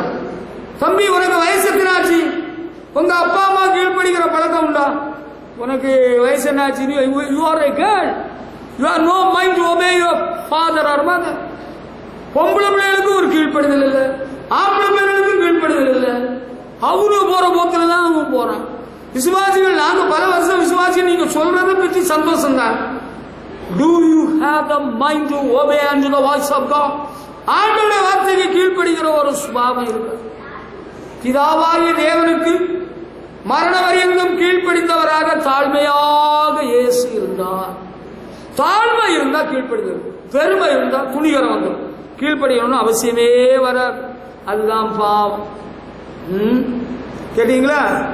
ஆண்டவர் இயேசு ஞானஸ்நானம் பெறும்படி தன்னை தாழ்த்தி யோவான் ஸ்நானத்தில் போறார். மத்தேயு 3ஆம் அதிகாரம் 14-15 வசனங்கள் இருக்கு. ஆனா யோவான் ஸ்நானம் சொல்றாரு, அவரை தடை பண்ணுகிறார். நான் உம்மால ஞானஸ்நானம் பெற வேண்டியதா இருக்க, நீர் என்னிடத்தில் வரலாமா என்று கேட்கிறார்.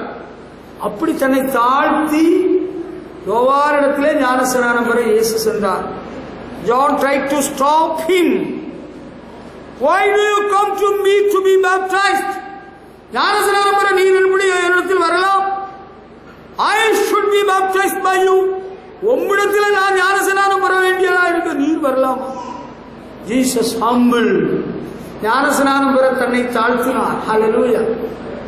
ஆண்டவர் இயேசு நமக்கு ஒரு மாதிரியை வைத்து போயிருக்கிறார். அடுத்து இன்னொரு விஷயம் தெரியுமா? யோவான் 8ஆம் அதிகாரம் 29ஆம் வசனத்தில் சொல்றாரு, நான் என் பிதாவுக்கு பிரியமானவைகளை செய்கிறபடியினால் அவர் என்னை தனியே இருக்க விடவில்லை. பிதாவுக்கு பிரியமானவைகளை செய்கிறபடியால் புரியுதா உங்களுக்கு? he was obedient to the father. பிதாவாகிய தேவனுக்கு ஆண்டவராக இயேசு கீழ்ப்படுகிறவராகவே இருந்தார். ஊழிய பாதையில் இந்த பூமியில் வாழ்ந்த காலத்தில் பிதாவாகிய தேவன் என்ன செய்யணும் விரும்பினாரோ அதைத்தான் செஞ்சுக்கிட்டு இருந்தார். அற்புதம் செய்ததும் அதிசயம் செய்ததும் போதித்ததும் எல்லாம் தெய்வ உத்தரவுப்படிதான் இயேசு செயல்பட்டார். அது உங்களுக்கு தெரிஞ்சிருக்கணும். இயேசுநாதர் தானாக தன்னிச்சையாக எல்லாம் அவருக்கு தோன்ற போது இஷ்டம் போல செய்ய, நோ நெவர், அப்படி கிடையாது.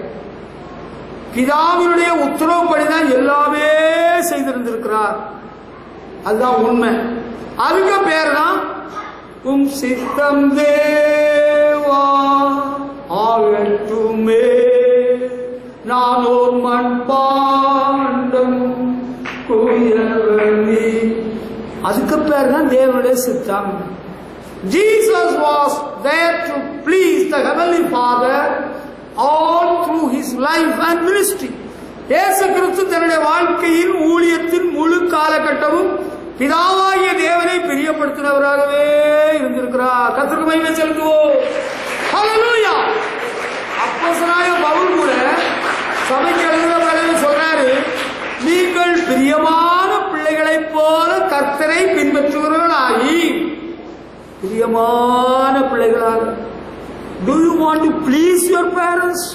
பிள்ளைகளே, உங்க பெற்றோரை பிரியப்படுத்தணும்னு ஒரு மனசு இருக்காப்பா தம்பி? சீப்பா, சின்ன பிள்ளையா இருக்கிற காரிய நாடு வரையிலும் அம்மா அப்பா அண்ணா தம்பி. கொஞ்சம் வயது வந்த பிறகு, கொஞ்சம் வால் முளைத்த பிறகு, கொஞ்சம் மீசம் முளைத்த பிறகு, you are not there to mind your own parents. பெற்றோரையே மதிக்கிறது இல்லை, அப்பா அம்மாவையே பிரியப்படுத்தணும் ஒரு எண்ணமே இல்லை. இப்ப என்ன நினைக்கிறீங்க நீங்க? யாருக்கு கூட்டத்தில் உள்ளவங்கன்னு கண்டுபிடிக்கணும். You belong to the people who are there to crucify the Lord Jesus, or you are there to stand for Jesus. ஆண்டவருக்காக நிற்கக்கூடிய கூட்டத்தில் உள்ளவங்களா, இயேசுநாதரை சிலுவையில் அறையணும் உள்ள கூட்டத்தில் உள்ளவங்களான்னு ஒரு கேள்வி வருகிறது. அந்த பிலாத்து கவர்னர் அவன் ஜனங்களை பிரியப்படுத்த மறந்துள்ளவனா இயேசுவை சிலுவையில் அறைய ஒப்பு கொடுத்தான்.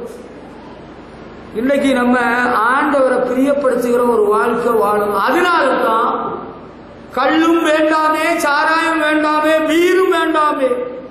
ஒரு அம்மா வேதனையோடு சொல்றாங்க, வருத்தத்தோடு துக்கத்தோடு சொல்றாங்க, என்னுடைய மகளை நான் கல்யாணம் பண்ணி கொடுத்தேன், சபையில வைத்து விசுவாச கல்யாணம். ஆனால் என்னுடைய மருமகன் சம்பாத்தியம் பண்ணி அவன் வீர் குடித்து வாயில் வந்தபடி புலம்பிக் கொண்டிருக்கிறான். வேதனையோடு சொல்கிறார்கள். நான் கேட்ட மாத்திரத்தில் என்னுடைய உள்ளம் துக்கத்தால் நிறைந்தது. இவனும் ரட்சிக்கப்பட்டவனா? இவனும் ஆண்டவருடைய பிள்ளையா? ஆண்டவரை பிரியப்படுத்தணும்னு ஒரு மனசு இருக்கா? பவுல் அப்போஸ்தலன் சொல்றாரு, கல்யாணம் பண்ணாம இருந்தா என்ன போல கல்யாணம் பண்ணாம நீங்க இருந்தா நல்லதுன்னு ஒரு பக்கம் சொல்றாரு. அடுத்து கல்யாணம் பண்ணினா மனைவியானவள் புருஷனை பிரியப்படுத்தணும்னு அவன் நினைப்பாள். அது கரெக்ட், அப்படிதான் இருக்கணும். If you want to get married, you young girls, வாலிப பெண்களே கல்யாணம் பண்ணணும், கல்யாணம் பண்ணி ஒரு புருஷன் வீட்டுக்கு போய் வாழணும் விரும்பினா புருஷனை பிரியப்படுத்தி வாழணும்னு உள்ள எண்ணத்தை புரிஞ்சுக்கா. முதல்ல கல்யாணம் பண்ணி கொடுத்து புள்ள பெற்றவளே, உனக்கு ஒரு ஆலோசனை இருக்குது. உங்களில் சில அக்கம் பக்கத்தில் உள்ளவர்களிடத்தில் பின்னாலே இருந்து மறைந்து கொண்டு பேசிக் கொண்டிருக்கிற ஒரு செய்தி வருகிறது. இதை நிறுத்திக் கொள்ளுங்கள். தேவனுடைய வார்த்தையை கவனியுங்கள். உங்களுடைய குடும்ப வாழ்க்கை வெற்றிகரமாக சந்தோஷமாக கடைசி மட்டும் இருக்க வேண்டுமானால் your wives learn to please your husbands. உங்கள் புருஷன்மார் ரட்சிக்கப்பட்டு தேவனுடைய பிள்ளைகளாக ஆண்டவரை ஆராதிக்கிறவர்களாக இருக்கும் பட்சத்தில் அவர்களை பிரியப்படுத்த கற்றுக்கொள்ளுங்கள். Don't show forth your long face, your monkey face. உங்களுடைய நீண்ட முகத்தை காண்பிக்க வேண்டாம். நீங்க பெரியவங்களா? ஒரு குடும்பத்தில் புருஷன் பெரியவனா மனைவி பெரியவளா? Come on, you sisters answer me now. நீங்கள் தான் பெரியவர்களா? குடும்பத்தின் தலைவர் என்று அழைக்கப்படுகிறவர் யார்? ஆனா பொண்ணா? ஆண் தான், புருஷன் தான், எந்த சந்தேகம் இல்லை. throughout the world man, you women throughout the world, உலகம் முழுவதிலும் புருஷன் தான் மனைவிக்கு தலையாக இருக்கிறான். பைபிள்ல பவுல் அப்போஸ்தலன் எபேசு சபைகளில் போது குறிப்பிடுகிறார், you must learn to please your husband, otherwise you will have to struggle a lot in your life. உன்னுடைய வாழ்க்கையில ரொம்ப கஷ்டப்பட வேண்டியது. You want to lead a happy life? மனைவியானவளே, பிள்ளைகளை பெற்றவளே, புருஷனோடு வாழ்ந்து கொண்டிருக்கிறவளே, உன் வாழ்க்கை சந்தோஷமா நல்லா இருக்கணும். learn to please your husband. It is important for your wedded life. உன்னுடைய குடும்ப வாழ்க்கை இது ரொம்ப முக்கியம். நான் எல்லாம் பிரியப்படுத்த மாட்டேன். அவன் எந்த பேரோ, எங்க இருந்து வந்த பேரோ, அவன் பெரிய ஒசத்தியா, அவன் பெரிய கொம்பா. You are unfit to lead a good life, family life. நீ ஒரு நல்ல குடும்ப வாழ்க்கை வாழ்வதற்கு தகுதி உள்ளவள் அல்ல, யோக்கியதை அல்ல. It is better that you quit the office. நல்லா இருந்துட்டு போறதுக்கு வழியை பாரு. நாராத குடும்பத்தை நாரடிக்காத. கிறிஸ்துவின் நாமம் புறஜாதிகளுக்குள்ளே உன்னிமித்தம் தூஷிக்கப்பட இடம் கொடுக்காத. Be submissive to your husbands. உன் புருஷன் ரட்சிக்கப்பட்டவனா? ஆண்டவருடைய பிள்ளையா? கெட்ட பழக்கம் ஒன்றும் இல்லையா? உனக்குள்ள சாப்பாடு கொடுக்குறானா? துணிமணி கொடுக்குறானா? ஒன்ன அவன் தங்கி இருக்கிற வீட்டில் வச்சிருக்கிறானா? அதுல திருப்தியாயிரு. பெரிய ஆகாபு ராஜாவுக்கு பொஞ்சாதின்னு நினைச்சிடாத. ஆகாபு ராஜாவுக்கு பொஞ்சாதி ஏசபேல் ஆட்டக்காரி. அவன் ஆடுனது போல அவன் ஆடினான். ஆகாபின் ரத்தத்தை இஸ்ரவேலிலே நாய்கள் நக்கும். திஸ்பியனாகிய எலியாவை கொண்டு தேவன் சொன்னார், இஸ்ரவேலிலே ஏசபேலின் மாம்சத்தை நாய்கள் தின்னும் என்றார். ஏன் அப்படி சொன்னார் தெரியுமா? அப்படிப்பட்ட ஒரு நியாய தீர்ப்பு ஆகாபுக்கும் அவருடைய மனைவிக்கு வந்தது காரணம் என்னன்னா, ஆகாபுக்கு ஏசபேலின் ஆட்டத்துக்கு அவன் டான்ஸ் ஆடுறான், வீணா போயிட்டான், நாசமா போயிட்டான். பரிதாபமான ஒரு சாபம் அவனுக்கும் அவளுக்கும். குடும்ப வாழ்க்கைக்கு விரும்புறியா? புருஷன்னு கல்யாணம் ஆயிட்டியா? பிள்ளைகளை பெற்றிட்டியா? இனி அவன் இருக்க வேண்டாம். எனக்கு எங்க அப்பா இருக்கிறான். உங்க அப்பா எத்தனை நாள் உன்னை காப்பாற்றுவாரு? How long will your father save you or help you? Live with your husband, be submissive, learn to please your husbands. உங்க புருஷனுக்கு பிரியப்படுத்த கத்துக்கிட்டு வாங்க. பைபிளை எடுத்ததும், பாட்டு பாடுறதும், அல்லேலியா சொன்னதும், ஆமேன் போட்டதும், கர்த்தருடைய பந்தியில பங்கு பெறதும் ரெண்டாவது. அன்பு சகோதரர்களே, தேவனுடைய பரிசுத்த சன்னிதானத்திலே நீங்கள் இணைக்கப்பட்டவர்கள். புருஷன்மாரு நாங்கள் ஆண்டவர் சமூகத்தில் இணைக்கப்பட்டோம் என்று சந்தோஷமாய் நீங்கள் சொல்கிறீர்கள். சந்தோஷம். ஆனா வேதம் என்ன சொல்லுதுன்னு உங்களுக்கு தெரியுமா? கல்யாணம் ஆனவன் மனைவியை எப்படி பிரியப்படுத்தணும் தான் இருப்பான் என்று வேதம் சொல்லுகிறது. How to please my wife? நான் எவனையும் பிரியப்படுத்த மாட்டேன். நீ சொல்றியா பொம்பளை? ஆம்பளை என்ன சொல்ற? நான் நீ எவளையும் பிரியப்படுத்த வேண்டாம். உன் மனைவியை பிரியப்படுத்தினா போதும்.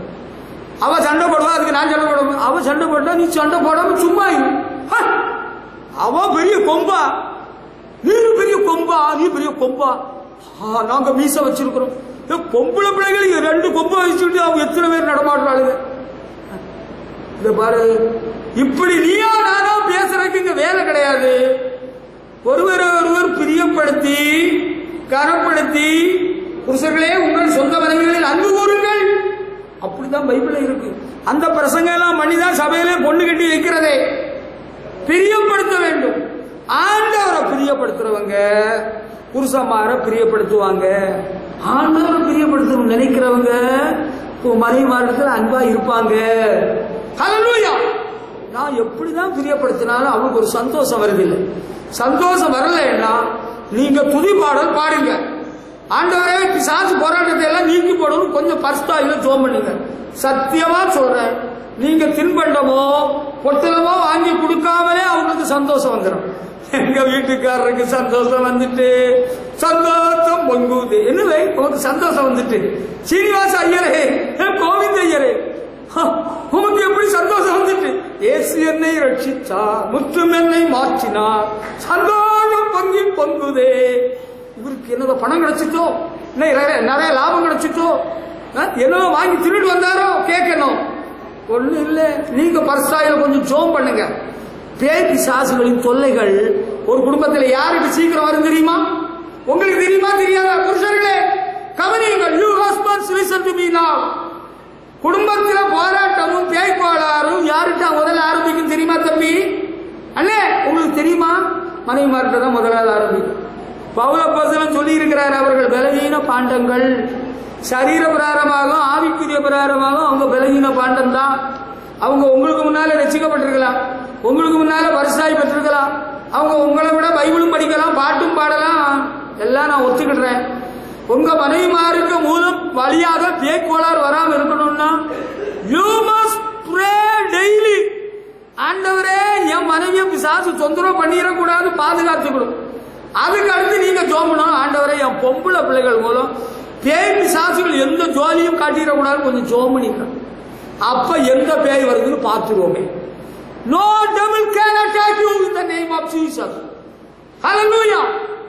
அதுக்கு பிறகு வாலிப பயிலுக்கு இருக்கிறாங்க, கொஞ்சம் மீசம் முளைக்கிற பருவம், இந்த பயிலுக்காக கொஞ்சம் ஜெபம் பண்ணிக்கணும். ஆண்டவரே என் பயிலுக்கு இப்பதான் மீசம் முளைக்குது, இவன் மிச்ச வேலை காட்டிடக்கூடாது, பேய் கோளாறு வந்துடக்கூடாது, பெண்ணு கோளாறு வந்துடக்கூடாது, அவனுக்கு வேற ஏதாவது பைத்தியம் பிடிச்சிடக்கூடாது, நீர் கொஞ்சம் பாதுகாத்து. சிம்பிள் பிரேயர் போதும் பெற்றோர்களே. அந்த ஜெபம் அப்பாவும் பண்ணணும், அம்மாவும் பண்ணணும். அந்த ஜெபத்தை ரெண்டு பேரும் பண்ணாதான் பிரச்சனை இல்லாம இருக்கும், நல்லா இருக்கும். Children, learn to please your parents. பிள்ளைகளே, அத்தியா what happened to Solas? Where are they? Come on, bring them now. கொண்டு வாருங்க, இங்க இருந்த பையன் எல்லாம் இழுத்து கொண்டு வா, இழுத்து கொண்டு வா. கவனியுங்கள். Let all the fellows come now. கவனியுங்கள் அன்பானவர்களே, நான் சொல்றதை கவனிக்கிறீங்களா? பிள்ளைகள் பெற்றோரை எப்படி பிரியப்படுத்தலாம்னு கத்துக்கிடும். சரியா? எல்லாத்துக்கும் மேலாக how can I please my Lord? என் பொண்ணு சொன்னா இன்னைக்கு பைபிள் சொல்லிக்கு போக வேண்டாம். You are there to please your daughter. உங்க பொண்ணை பிரியப்படுத்திதான். How long you can please your daughter? Once you are giving your daughter married to a man, you may not be able to please her all through your life. உன் பொண்ணை கல்யாணம் பண்ணி கொடுத்த பிறகு வாழ்க்கை முழுதும் பொண்ணை பிரியப்படுத்த முடியாது. வாழ்க்கை முழுதும் பிரியப்படுத்த வேண்டிய முதல் நபர் நம்முடைய இரட்சகராகிய இயேசு கிறிஸ்துவை. ஹல்லேலூயா. அடுத்து புருஷ மனைவியாக வாழ்கிறீங்கல்ல, இருவரும் ஒன்றாயிருக்கிறார்கள், பைபிள் வசனம். அப்ப மனைவியை புருஷனும் பிரியப்படுத்தணும், புருஷனும் மனைவியும் பிரியப்படுத்தணும். இது பைபிள்ல இருக்கிற விஷயம். ஆண்டவராகிய இயேசு தேவ மைந்தராய் இருந்தும் பிதாவாகிய தேவனை பிரியப்படுத்திதான் இந்த பூமியில வாழ்ந்தார், ஊழியம் செய்தார். He was there to do the will of the Heavenly Father. பிதாவின் சித்தம். நான் இந்த விஷயத்துல செயல்படணும்னா இது ஆண்டவர் சித்தம் தானா? ஆண்டவர் இதில் பிரியப்படுகிறாரா? நீர் துன்மார்க்கத்தில் பிரியப்படுகிறதில்லை. நீ ஒரு கெட்ட வார்த்தை பேசுகிறாய், ஆண்டவர் பிரியப்படுவாரா? ஆண்டவர் பிரியப்படுவாரா? தூஷணம் பேசுற ஆண்டவர் பிரியப்படுவாரா? தம்பி பிரியப்படுவாரா? துணிகரமா பொய்ய சொல்ற, துணிந்து பொய் சொல்ற, தகப்பனிடத்துல பொய் சொல்ற, தாயிடத்துல பொய் சொல்ற, உன்னுடைய ஊழியக்காரத்திலே பொய் சொல்ற, ஆண்டவர் பிரியப்படுவாரா? ஆண்டவர் ஒண்ணு தெரியாதா? உன் அம்மாட்ட பொய் சொல்றேன்னு ஆண்டவர் தெரியுமா தெரியாதா? நீ பொய் சொல்றதுக்கு வாயை திறக்கு முன்னாலே கர்த்தருடைய ஆவியானவர் என்கிட்ட சொல்றாரு, இவன் பொய் தான் சொல்ல போறான். பாவம் செய்கிற ஆத்துமாவே சாகும். The soul that sinners shall die. நீ சாகணும்னு விரும்புறியா? நான் செத்தாலும் சாகிறேன். ஓ, நீ செத்தாலும் சாகிறேன் சொல்லி யூதருக்கு ரட்சிப்பை உண்டு பண்ணும்படியாக உயிரையே தியாகமாக பலியிட முன்வந்த எஸ்தர் ராணியுடைய மகனோ, நீ எஸ்தர் ராஜாத்தியின் மகளோ, அவள் நல்ல ஒரு நோக்கத்தோடு யூத ஜனங்கள் அழிக்கப்படாமல் இருக்கிறதற்காக நான் செத்தாலும் சாகிறேன் என்று சொன்னாள். நீ பொய் சொல்லி செத்தாலும் சாகிறேன் என்று சொல்கிறாயோ? நீ திருடி செத்தாலும் சாகிறேன் என்று சொல்கிறாயோ? அப்படியா? அதுதான் உன்னுடைய லட்சியமோ? அதான் நீ ரட்சிக்கப்பட்டதுக்கு அடையாளமோ? அப்படிப்பட்ட எண்ணத்தோடு தான் ஞானஸ்நானம் என்று கிறிஸ்துவோடு உடன்படிக்கை பண்ணினாயோ? ஆண்டவரை பிரியப்படுத்தி வாழணும்னு விரும்புகிறாயா? நாம் இன்னும் மனுஷனை பிரியப்படுத்தினால் கிறிஸ்துவின் ஊழியக்காரன் அல்லவே என்று பவுல் சொல்கிறார். You want to please your friends? டேய் வாங்கடா, இன்னைக்கு கோயிலாவது குளமாவது ஞாயிற்றுக்கிழமையாவது திங்கக்கிழமை வாங்கடா, நம்ம ஊர் சுத்திட்டு வருவோம்டா. நண்பனை பிரியப்படுத்துக்கு தேவையே கிடையாது. ஒரு பக்தி உள்ள நண்பன் ஆண்டவரை சேவிக்க, ஆண்டவர் சமூகத்தை நாட விருப்பம் உள்ளவன் உன்னை வழி நடத்துறேன்னா ஆல்ரைட். உன்னை திசை திருப்புகிற ஒரு நண்பனாக இருந்தால் நீ ஆண்டவரை பிரியப்படுத்த முடியாது. நண்பரை பிரியப்படுத்தி நீண்ட காலம் வாழ முடியாது. அவன் இழுக்கிற இழுப்புக்கெல்லாம் நம்ம போக முடியாது. இன்னைக்கு அமாவாசை, இன்னைக்கு அஷ்டமி, நாளைக்கு நவமி, எனக்கு ஆண்டவரை ஆராதிச்சே தீரணும். நம்ம ஊருக்கு போக வேண்டாம், கொடைக்கானல் போக வேண்டாம், ஊட்டிக்கு போக வேண்டாம், நீயும் பண்ணு கட்டுன நானும் பண்ணு கட்டுனேன், நம்ம ஹனிமூனுக்கு போக வேண்டாம். ஹனிமூனு அங்க இருக்கு, நல்ல ஹனி இங்க கிடைக்கல. கும்பகோணத்தில் சுத்தமான தேன் இல்லை, சுத்தமான தேன் வேற இடத்துல கிடைக்குது. ஆமா, மூணு அங்க இருக்கு, வானத்தில் இருக்கு. ஊர் சுத்தணுமா உலகம் சுத்தணுமா? அட பாவி, நண்பனை பிரியப்படுத்தணும். நம்ம எடுத்துக்கொண்ட பிரதிஷ்டையில கரெக்டா இருப்போம். ஆண்டவரை பிரியப்படுத்தணும் நம்ம முடிவு பண்ணிட்டோம். இப்ப நம்ம ராஜாவையும் பிரியப்படுத்தான் பாடில்ல, விக்கிரகத்தை வணங்க முடியாது, ராஜபோஜனம் வேண்டாம். ஹல்லேலூயா. ஒரு நாள் ஒரு சங்கதி சொல்லட்டுமா? கேட்டுக்கிறீங்க. ஒரு பெரிய ஒரு ஸ்தாபனத்தினுடைய தலைவர், அவர் ஊழியத்தில் இருந்த எல்லார்ட்டையும் சொன்னாரு, நீங்க ஆண்டவர் இயேசுவின் ஊழியக்காரர்கள், நீங்க கோட்டு சூட் எல்லாம் போட்டு காலேஜ் எல்லாம் படிச்சு ஊழியத்தில் வந்திருக்கலாம், ஆனா ஊழியத்துக்கு வந்த பிறகு நீங்க வேஷ்டி ஜிப்பான் தான் போடணும்னு அவரு சொல்லிட்டார். சபையில இருந்தவங்க படிச்சவங்களும் எல்லாரும் பேண்ட் சட்டை போட்டவங்க இன் பண்ணவங்க எல்லாம் கலத்திட்டு வேஷ்டி சட்டையை போட்டாங்க. பரவாயில்ல, ஆண்டுகள் கழிந்தது. அவருக்கு மகளுக்கு கல்யாணம் முடிஞ்சது. அவருக்கு மருமகன் அவர் உத்தியோகத்தில் இருந்தார், பிறகு ஊழியத்துக்கு வந்தார். அவர் நல்ல சகோதரர், நல்ல ஊழியக்காரர், என்னை மிகவும் நேசிக்கிறவர், நானும் அவரை நன்கு நேசிக்கிறேன், அவரை கனம் பண்ணுகிறேன். என்னை விட வயசு குறைஞ்சவர் தான். ஆனா அவரு என்ன பண்ணிட்டாருன்னா, அந்த ஊழியத்துல, அந்த ஐக்கியத்துல ஊழியக்காரனா இருக்கிறவங்க ஜிப்பாவும் வேஷ்டியும் தான் போடணும்னு சொல்லி எல்லாரும் மாறிட்டாங்க. அப்ப இவர் என்ன செய்யணும்? ஊழியக்காரனா ஆயிட்டாரு. இவர் மாறணும் இல்ல, இவர் முடியாதுன்னு சொல்லிட்டார். இவர் முடியாதுன்னு சொல்லிவிட்டார். பிறகு என்ன நடந்தது? நான் இந்த ஐக்கியத்தை விட்டே போயிடுறேன், இந்த ஐக்கியத்தை நீங்க யாராவது கொண்டு நடத்துங்கன்னு சொல்லிட்டு அவர் ஒதுங்கிட்டார். இது சரியா தப்பா? இது சரியா தப்பா? மனைவியை பிரியப்படுத்தணுமா? ஊழியக்காரன் ஒருவர் என்ன ஒரு நாள் பார்க்க வந்திருந்தார். அவர் மீசை எடுத்துட்டு வந்திருக்கிறார். மனைவிக்கு பொறுக்கவே முடியல. Pastor, you see my husband, he has removed his mustache. புருஷன் மீசை இல்லாம இருக்கிறது மனைவிக்கு தாங்கவே முடியல. அவர் வர மீசை வச்சுக்கிட்டார். அன்பு சகோதரன் ஞானதாஸ் மனைவி நல்ல பணக்கார குடும்பத்துக்கு கொண்டு நான் தான் பார்த்து வச்சேன். அவ சொல்றா, அண்ணே இவர் மீசை எடுத்துட்டாரு, பாக்க எப்படி இருக்கு அண்ணே, நீங்க பாருங்க அண்ணே. ஏன் நல்லா இல்லையா? கெட்டா போயிருக்கு. அங்க ஒரு பாஸ்டர் இருக்கிறாரு, என்னோட மாமனா இருக்க மகன். அவர் பைபிள் காலேஜ் போற உடனே அவருக்கு ஒரு ஆசை வந்துட்டு, ஏஜி பைபிள் காலேஜ்ல எல்லாரும் மீசை வச்சிருக்கிறாங்க, பாஸ்டர்கள் மீசை வச்சிருக்கிறாங்க, நம்ம மீசை வச்சா என்ன? எப்பா நான் மீசை வைக்கணும்னு நினைக்கிறேன், என் ஃப்ரெண்ட்ஸ் எல்லாம் மீசை வச்சிருக்கிறாங்க. நோ நோ, முடியாது. அதனால அவர் மீசையை வைக்கிறது. அவரு மீசை வேண்டான்னு இப்ப பிரதிஷ்டையில வாழ்ந்தார். அல்லேலூயா, கர்த்தருக்கு ஸ்தோத்திரம். எல்லாம் ஒரு வேஷம் தாங்க, எல்லாம் ஒரு வேஷம் தான். யாரை பிரியப்படுத்துற? யாரை நம்பி நான் பிறந்தேன்னு சொல்லிட்டு கண்ணதாசனா எவனோ பாடினானா? எனக்கு அவரோட பாட்டெல்லாம் பிடிக்காது, எனக்கு இயேசு பாடல் தான் பிடிக்கும். ஹல்லேலூயா, ஹல்லேலூயா. இப்ப யாரை பிரியப்படுத்துக்கு தம்பி? இந்த ட்ரெஸ் எல்லாம் ஒரு மாதிரி இருக்க, ஒரு மாதிரி இருக்க ட்ரெஸ் எல்லாம் விகாரமா இருக்க. You are there to please the lord by your dressing. ஒரு ட்ரெஸ்ல ஆண்டவரை பிரியப்படுத்தணும் ஒரு எண்ணம் இருக்கும். Your hair style is there to please your friends. நான் இப்படி ஹேர் ஸ்டைல் வச்சுக்கிறேன், நீ அப்படி வாடி நாளைக்கு. ஐ கனாட், நான் முடியாது. ஆண்டவரை பிரியப்படுத்திக்கு தான் நான் வாழ்றேன். பாஸ்டர், நீங்க கிளீன் ஷேவ் பண்ணா எவ்வளவு அழகா இருக்கு தெரியுங்களா? You will have a young look. அப்படியா? நான் கிளீன் ஷேவ்ல தான் பைபிள் காலேஜில் படிக்க வரையிலும் பல ஆண்டுகள் வாழ்ந்தேன், ஊழியம் செய்தேன். என்னுடைய ஊழியத்திலே ஒரு பிரதிஷ்டை ஆண்டவர் கொடுத்தார். சாகு வரையிலும் செத்த பிறகு நோ மோர் ஷேவிங். எனக்கு ஒரு அண்ணன் சென்கொரியாவில் வந்திருந்தார், ஜோசப் ஸ்டாலின் அண்ணன். அவர் என்னை இப்படி பார்த்துக்கிட்டு அவரு எனக்கு 7 o'clock இங்கிலாந்து பிளேடு கொடுத்தார், 5 பாக்கெட் பிளேடு. நான் சொன்னேன், அண்ணன், I am not going to shave anymore. It is my dedication for God service. என் ஃப்ரெண்ட்ஸ் எல்லாரும் கிளீன் ஷேவ் பண்ணி இருக்கிறான். தாவி பிரபுதாஸ் பெரிய மீச வச்சிருக்கிறான், பட்டுக்கோட்டை சத்யசாட்சி பெரிய மீச வச்சிருக்கிறான். நீர் என்ன மீசையும் தாடி வச்சு? நமக்கு ஆண்டவரை பிரியப்படுத்தி வாழ்ந்தால் போதும். ஹல்லேலூயா. கல்யாண நாள் வந்துட்டோ அந்த பாஸ்டர் கோட்டு சூட்டெல்லாம் போட்டுக்கிறாரு. கல்யாண நாள் கோட்டு சூட்டு போடக்கூடாது, நீங்க போடுங்க. எனக்கு கோட்டு சூட்டு வாங்கி தரக்கே ஆள் இருக்குது, எனக்கு அதுல இன்ட்ரெஸ்ட் இல்லை, எனக்கு வேண்டாம். எனக்கு அதுல ரொம்ப இன்ட்ரெஸ்ட் வரல. நமக்கு ஆண்டவரை பிரியப்படுத்தி நமக்கு அர்ப்பணிப்பில நம்ம பிரதிஷ்டையில நம்ம வாழ்க்கையில போயிட்டே இருப்போம். ஹல்லேலூயா. எல்லாரையும் பிரியப்படுத்தணும்ல கல்யாணத்தன்னைக்கு. அப்ப என்ன செய்யலாம்? நான் சொல்லிட்டேன், உனக்கு கல்யாணத்தன்னைக்கு கோட்டோ சூட்டோ என்ன போடணுமோ போட்டுக்க, எனக்கு அது தடை இல்லை.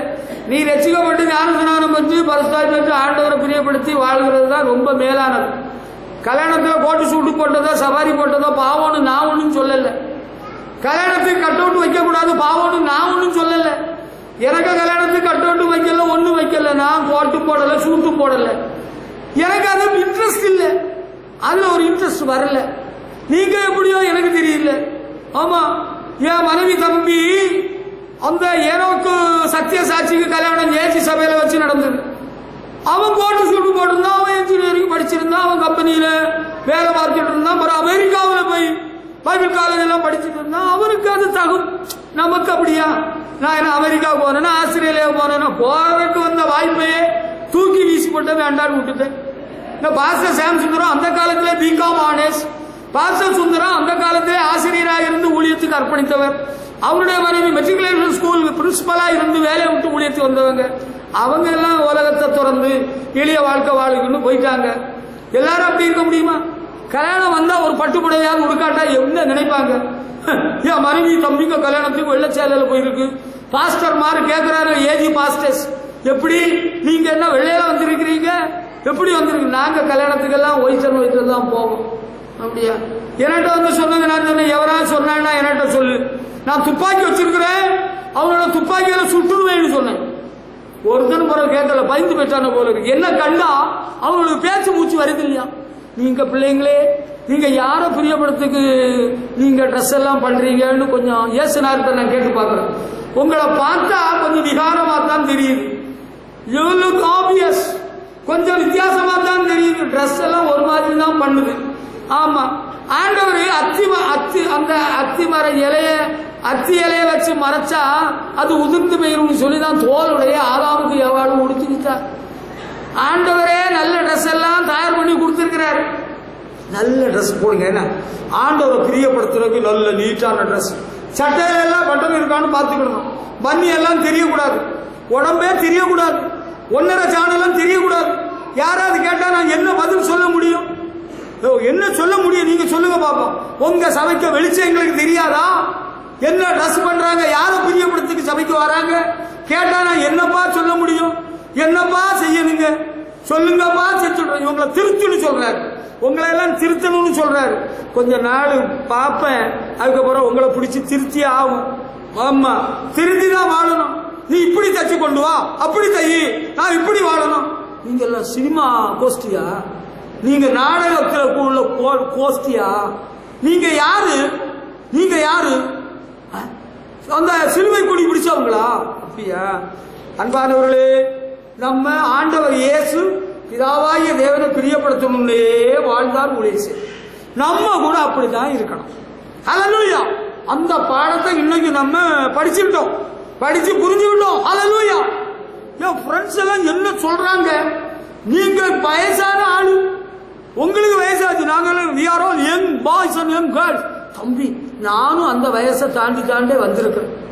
நானும் அந்த வயசுல ஒழுங்காத்தான் ட்ரெஸ் பண்ணி இருக்கிறேன், ஒழுங்காத்தான் வாழ்ந்திருக்கிறேன். அந்த காலத்துல நான் அப்படி அரும்பு மீசெல்லாம் நான் வைக்கல. மீச வைக்கிறது தப்புன்னே நான் சொல்லல. ஆனா கொஞ்சம் விகாரமா வச்சா அது பார்க்கறதுக்கு சைக்காக அசிங்கமா இருக்கும். அதுதான், வேற ஒண்ணும் இல்லை.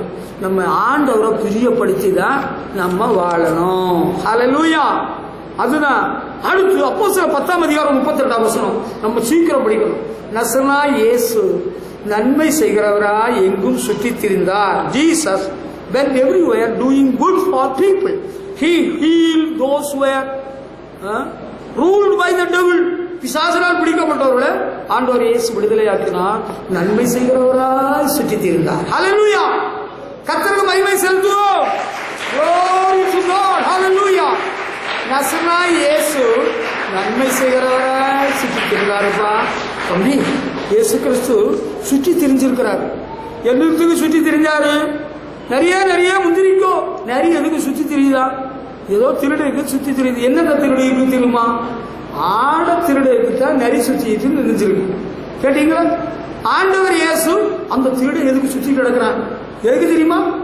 அவன் திருடு இருக்கு. புரிஞ்சுக்கிட்டீங்கல்ல? இயேசு கிறிஸ்து சுற்றி திரிந்தார். எப்படி சுற்றி திரிந்தாரு? நன்மை செய்கிறவராய் சுற்றி திரிந்தார். Doing good. ஹல்லேலூயா. நம்ம இயேசுநாதர் இடத்துல கத்துக்கிடுறோம். என்ன கத்துக்கிடணுமா? நன்மை செய்கிறவர்களாக நம்ம சுற்றி திரியலாம். யாருக்கு வீட்டுலயா உள்ள நுழைஞ்சுக்கிட்டு இவனை பத்தி அவன்கிட்ட கெடுத்து பேசுற, அவனை பத்தி இவன்கிட்ட கெடுத்து பேசுற, கோல் குத்துறது, தூசிக்கிறது, சண்டையை மூட்டி விடுறது, ரகலையை உண்டு பண்றது, பெரிய யுத்தத்தையே எழுப்பி விடுறது. You are wrong. I tell you in the name of the living God that you don't have the Holy Spirit. உனக்குள்ள பரிசுத்த ஆவியானவர் இல்லை. பரிசுத்த ஆவியானவர் இருந்தா உன்னை ஒழுங்குபடுத்துவா, உன்னை கண்ட்ரோல் பண்ணுவா. கால் போற இடத்துக்கெல்லாம் ஓடாது. You will be under the control of the Holy Spirit. இயேசு கிறிஸ்துவை பரிசுத்த ஆவியானவர் நிரப்பி இருந்தார். இயேசு கிறிஸ்து நன்மை செய்கிறவராக தான் சுற்றி திரிந்தார். தீமை செய்கிறவரா இல்லை. ஒவ்வொரு வீடு வீடா போறது, ஒவ்வொரு ஆளாளா பார்க்கறது. எங்களுக்கு என்ன உங்களுக்கு தெரியும் இல்லையா? ஆமா தெரியும். உங்களுக்கு ஒரு விஷயம் தெரியுமா? அப்படியா? உங்க கூட ஒருத்தர் வருவார் இல்லையா? ஆமா. அவர் பெரிய திருடனாகும். ஆமா. உங்க கூட ஒருத்தர் வருவார்ல, அவ பயங்கரமான ஆளாகும். அப்படியா? மாறி கொலவெறி செயலை இறக்கி விடுறது. இத பாரு, நன்மை செய்கிறவராக இயேசு சுற்றி தெரிஞ்சிருக்கிறார். அது செய்யலாம். ஆண்டவர் இயேசு எதுக்கு? லாபத்துக்காகவோ காணிக்கைக்காகவோ வசூலுக்காக சுற்றி தெரியல. வாரானுடே வெள்ளச்சட்டை வெள்ளை வேஷ்டி வாரானுங்க, சொத்தம் வச்சிருப்பாருங்க. கேரல்ஸ் வர்றாங்க. தம்பி, கேரல்ஸ் வர்றாங்க. என்ன பாட்டு பாடுவாங்க? We wish you a merry merry Christmas, merry merry Christmas. வசூலுக்கு வராங்க. ஆமா வரானுங்க. எதுக்கு சுத்தி திரிகிறார்களோ? இப்படி சுத்துறானுங்களே, பாத்துக்கிட்டு எவனாவது இந்த எல்லையில சுத்திட்டு இருந்தான்னா எனக்கு தகவல் கொடுத்துருங்க, நான் பார்த்து கவனிச்சு விடுறேன். இயேசு சுற்றி திரிந்தா நன்மை செய்கிறவராக சுற்றி திரிந்தார். சாசின் முடியில் அகப்பட்டவர்களை விடுதலை பண்ணினார், நோய்களை குணமாக்கிறார். நீங்க எதுக்கு சுற்றி திரிகிறீங்க? அந்த வாசி தியேட்டர் பக்கத்துல எதுக்கு சுற்றி திரிகிறீங்க? அங்க யாராவது பாக்குறாரான்னு பார்த்துட்டு தியேட்டர் சினிமா பாக்குறீங்க. அங்க எங்க சுத்தி திரிகிறீங்களா? அங்க பஸ் ஸ்டாண்ட் பக்கத்துல எதுக்கு சுத்திட்டு திரிகிறேன்? இங்க என்னடா பண்ணிட்டு இருக்கிறேன்? ஒண்ணு இல்லைங்க, எங்க அப்பா வரேன்னு சொன்னாங்க, அதுக்கு வேற ஒண்ணும் இல்லை. உங்க உப்பா இப்பவா வருவார் 11 மணிக்கு காலேஜுக்கு போகாம? அப்படியா? இப்போ வருவாருன்னு சொன்னார் உங்க உப்பா. எங்க சுத்திட்டு கிடக்குறேன்? ஆடவரை என்ன சுத்துற? பஸ் ஸ்டாண்ட சுத்துறியா? பஸ் ஸ்டாண்ட கூட்டுறதுக்கு துப்புரவாளர்கள் இல்லையா? ஸ்வீப்பர்ஸ் இல்லையா? விளக்குமாறு.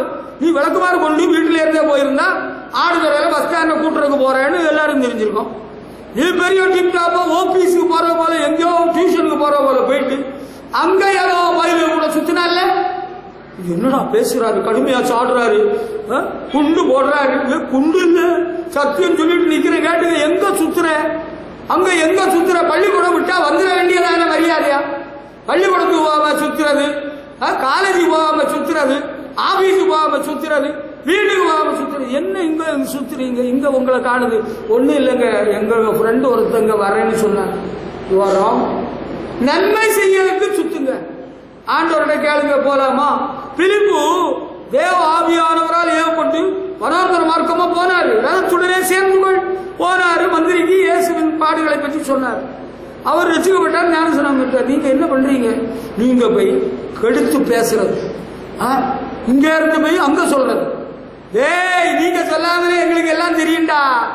உங்களுக்கு சபையில என்னெல்லாம் நடக்கும்னு தெரியும்டா. செத்தவனுக்கு போன் சொல்லிட்டு இருக்கான், செத்தவனுக்கு போன் சொல்லிட்டு இருக்காங்க, எல்லாம் தெரியும்டா. நீங்க சொல்லாமலே எங்களுக்கு எல்லாம் தெரியும்டா. ஏய், எங்கடா சுத்திட்டு கிடக்குறேன்? உனக்கு பேய் பிடியா? உன்னை ஆண்டவர் ஆசீர்வதிக்கணும்னு நினைக்கிறியா? You want to be blessed by God. நன்மை செய்தால் மேன்மை. நன்மை செய். ஊரை சுத்தி நிறைய முந்திரிக்க நீ நிறைய. I know a fog.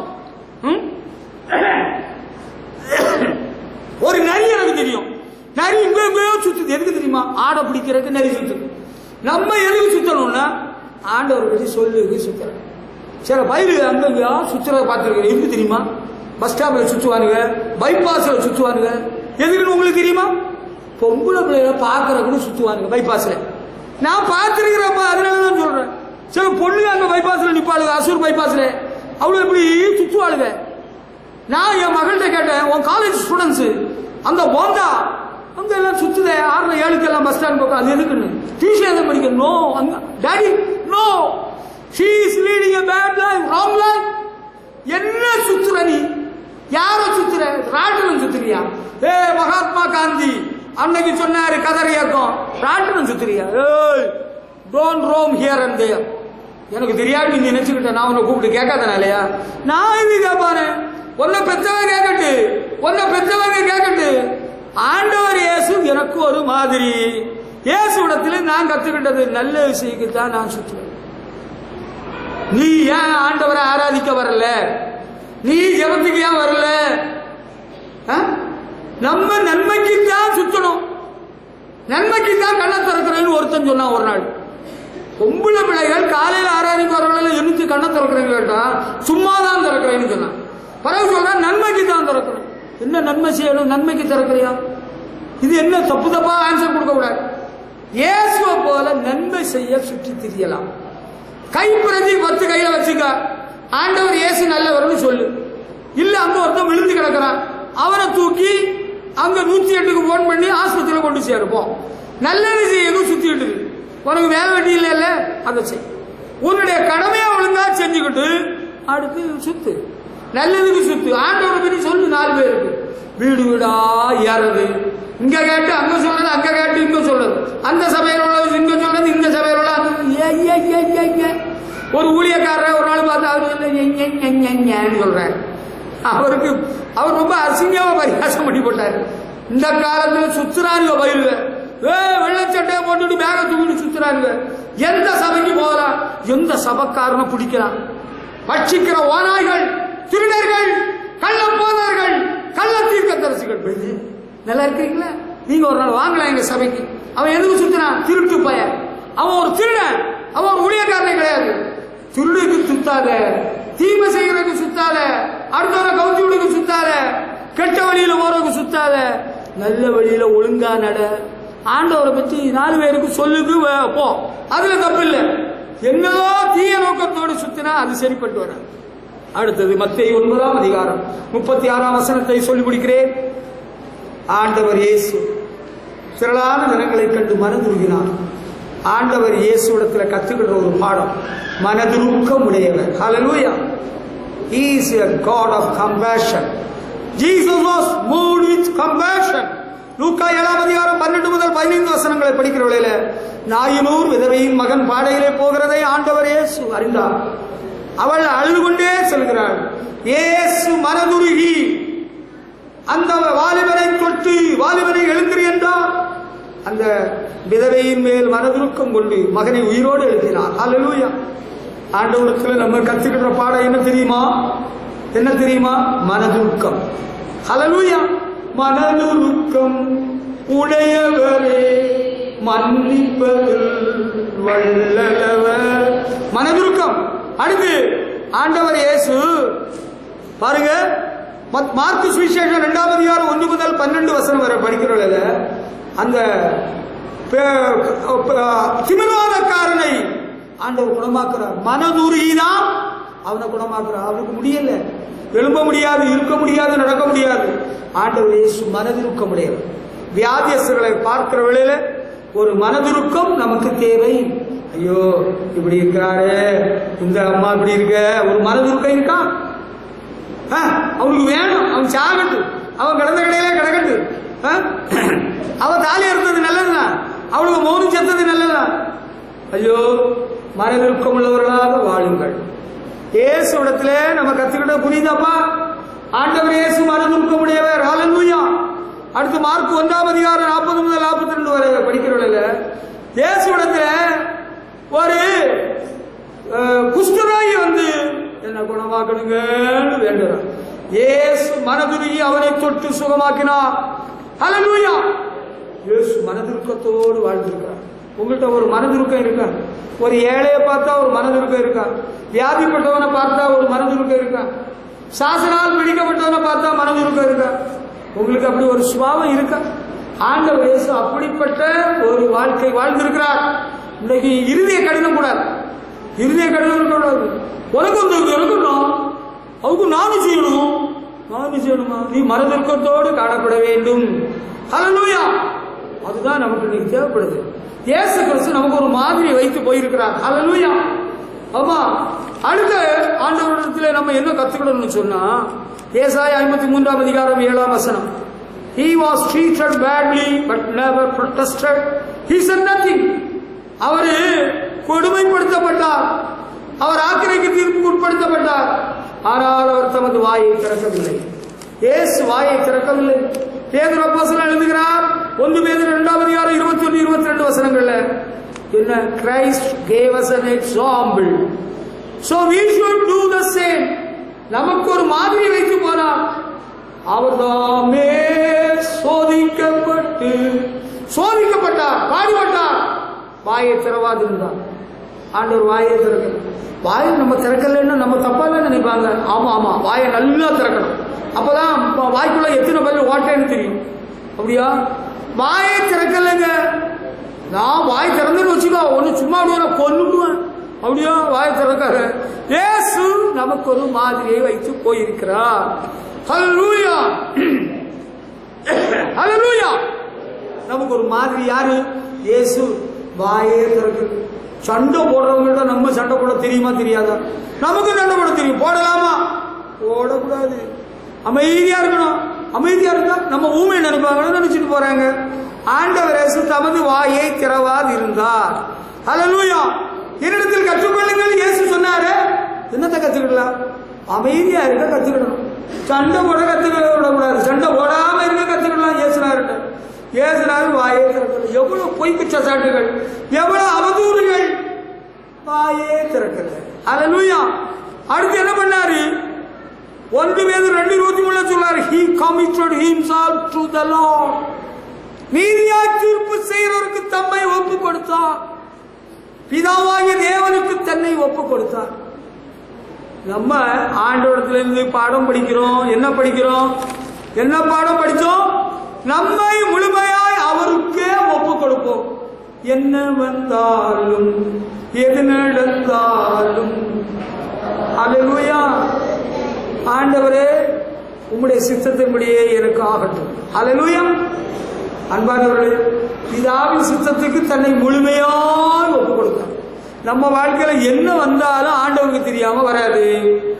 ஆண்டவருக்கு அன்புறவர்களுக்கு நமக்கு சகலம் நன்மைக்காக தான் நடக்கும், ஒண்ணு தீமைக்காக நடக்காது. ஹல்லேலூயா.